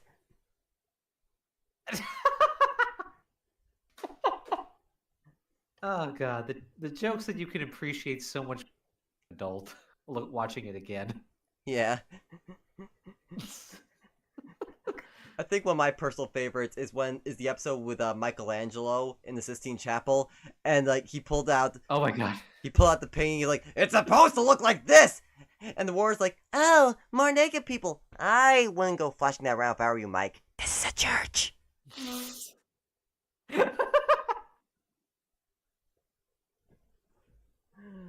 Uh.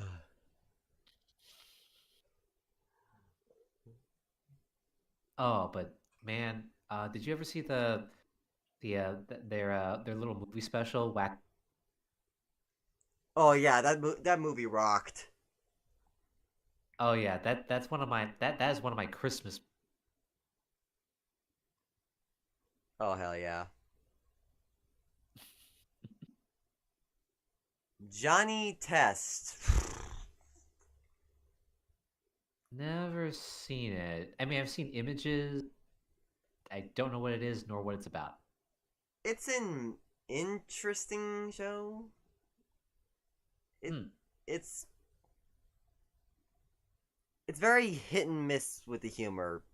Mostly mess.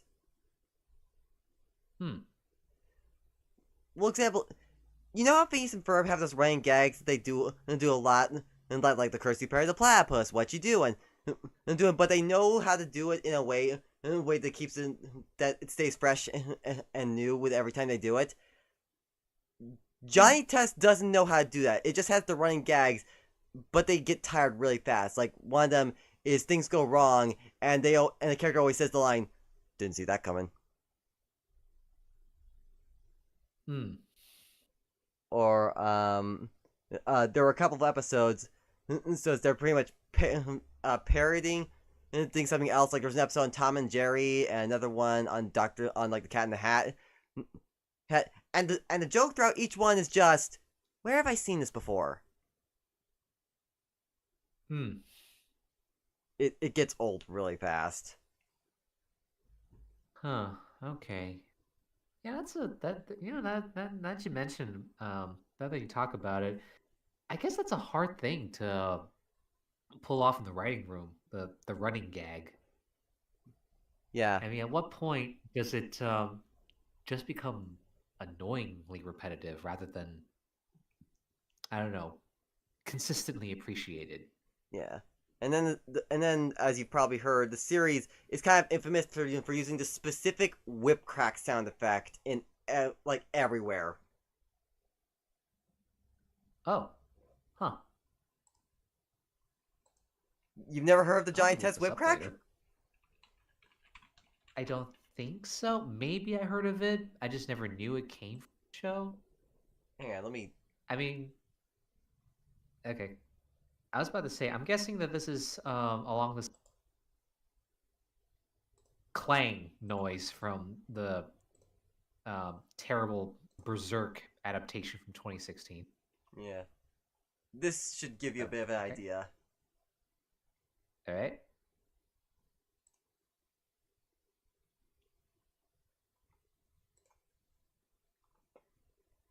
Huh. Okay. Well, I mean, I've heard that whip crack sound before, but I'm guessing it's infamous for being excessive with it. Yes, it's excessive. They use it everywhere. Ooh. Okay. Yeah. That's that'll definitely get old real quick.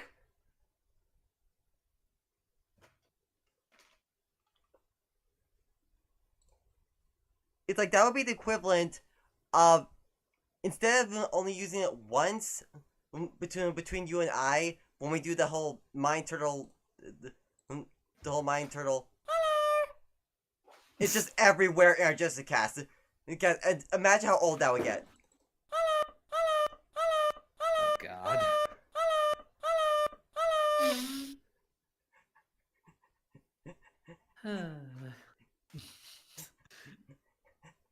It's funny, so we must keep doing it.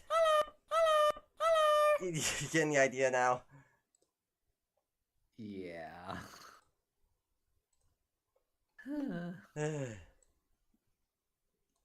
I give it a C. Like, it's not an awful show, but it's not good. It's average, to be honest. Okay. All right. I'll take your word for it. Yeah.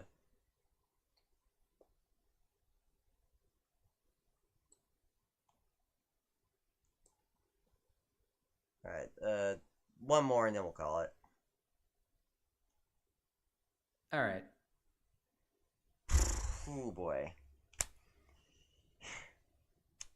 Rick and Morty. Let's try to talk about the This series is, itself without going to the allegations against a certain voice actor. Yeah, no, we can do that. I can address it without, relating it to such and such. Okay. Honestly, when it first came out, it was definitely a new show that definitely caught my interest. I thought it was awesome. Definitely a new style of humor that I haven't seen before. Um, and the formula was great, and I definitely appreciate it when they got into more serious moments of character development. And then after a while, kind of got a little stale as far as just knowing that especially knowing better, about Rick's self-destructive behavior. That most things kind of derail, and especially when they get into, what do you call it, more meta commentary about themselves, say their world, and how things are presented. Even that kind of got, I don't know, formulaic and stale for me, to the point where it seems like they're deconstructing so much of their world with their commentary that it just became over time.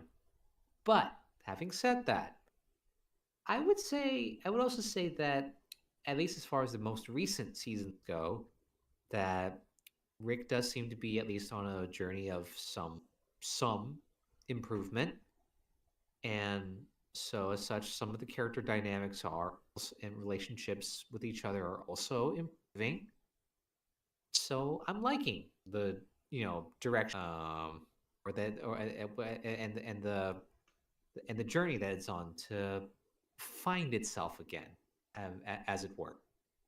Um, Between that and also just appreciating the voice cast talent that they have on there and the guest stars they have every now and then, I can put Rick and Morty at a solid low A. High B to low A is where I stand on Rick and Morty now. Yeah, I think I'd put it in like a high B because I do agree with you. I think I kind of fell off of watching the show sometime around season 4. Something about it was around where when the other Beth got introduced. I was kind of like, okay, this is starting to lose me. Yeah, it just kind of started getting really messy at that point. Yeah, it just kind of started getting to the point where like Rick is kind of written to be like this apathetic asshole character, and now it's just kind of getting to the point where it's just kind of, I don't know. No, I just didn't like the direction they were going with characters and the story. Hmm. Yeah. But I mean, that being said, first 3 seasons, top tier humor all around. I guess I'm willing to. I'm sorry. Oh, sorry, I was just saying. And that being said, first 3 seasons were like top tier humor. Oh, definitely for sure. Yeah. Sorry, what were you saying? Uh, Shit, I forgot. Oh wait, no. Well, I guess I'm just maybe I'm being generous, just saying that they're stumbling a bit, but they're trying to find themselves in a, you know, trying to find themselves in a different direction now. Trying to figure it out. Actually, now that I think about it, how long ago was their last season anyway? Just last year, or um,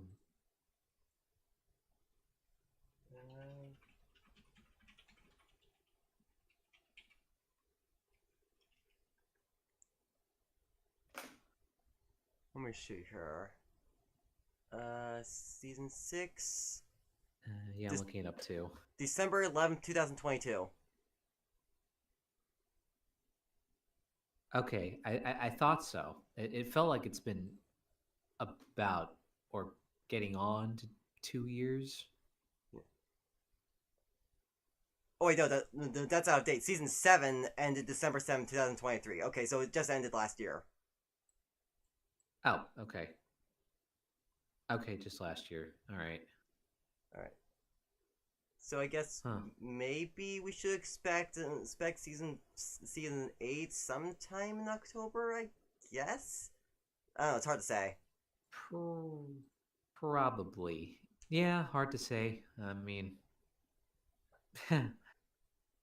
honestly, I will say this.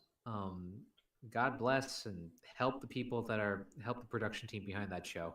I mean, because they've had a lot to deal with, and it is hard to try to put things on a consistent schedule. So,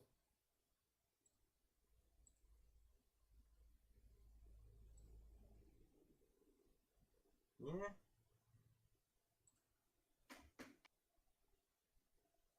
Alright. Now's the time for us to end because Jiminy Christmas trees.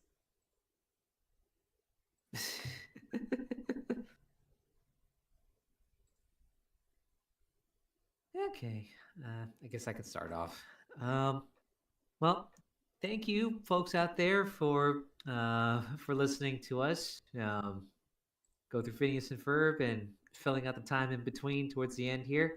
I'm Jack Attack. I was playing Verb, Major Monogram, Baljeet, and various other characters.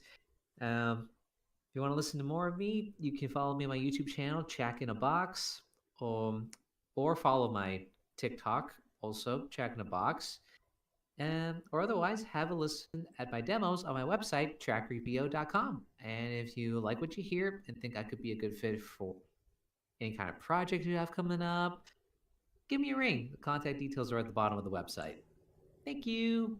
And I am the Court Jester, and you can find me at Court Jester VA on Twitter, Instagram, my old Twitch, and you can also find my animation company, Court Jester Productions, on Twitter at Jester Cartoons, and on YouTube at just Court Jester Productions. We are currently on the process of making a Patreon for one of our shows, Colors of the Rainbow, which we hope to launch sometime soon. I'm still waiting on some art from my producer Jade, so I guess look forward to that. But once that is launched, we would love if you would maybe join. We got some pretty good perks, and support us. But until then, we have just a Patreon for Cortex Productions, and the link to that is on our website, and the link to that is in our Twitter bio. So, until Saturday for JesterCast Take 2, this has been JesterCast. Thank you so much for tuning in for Phineas and Ferb Best Summer Ever for Monday, and we will see you Saturday. Bye-bye! See y'all then.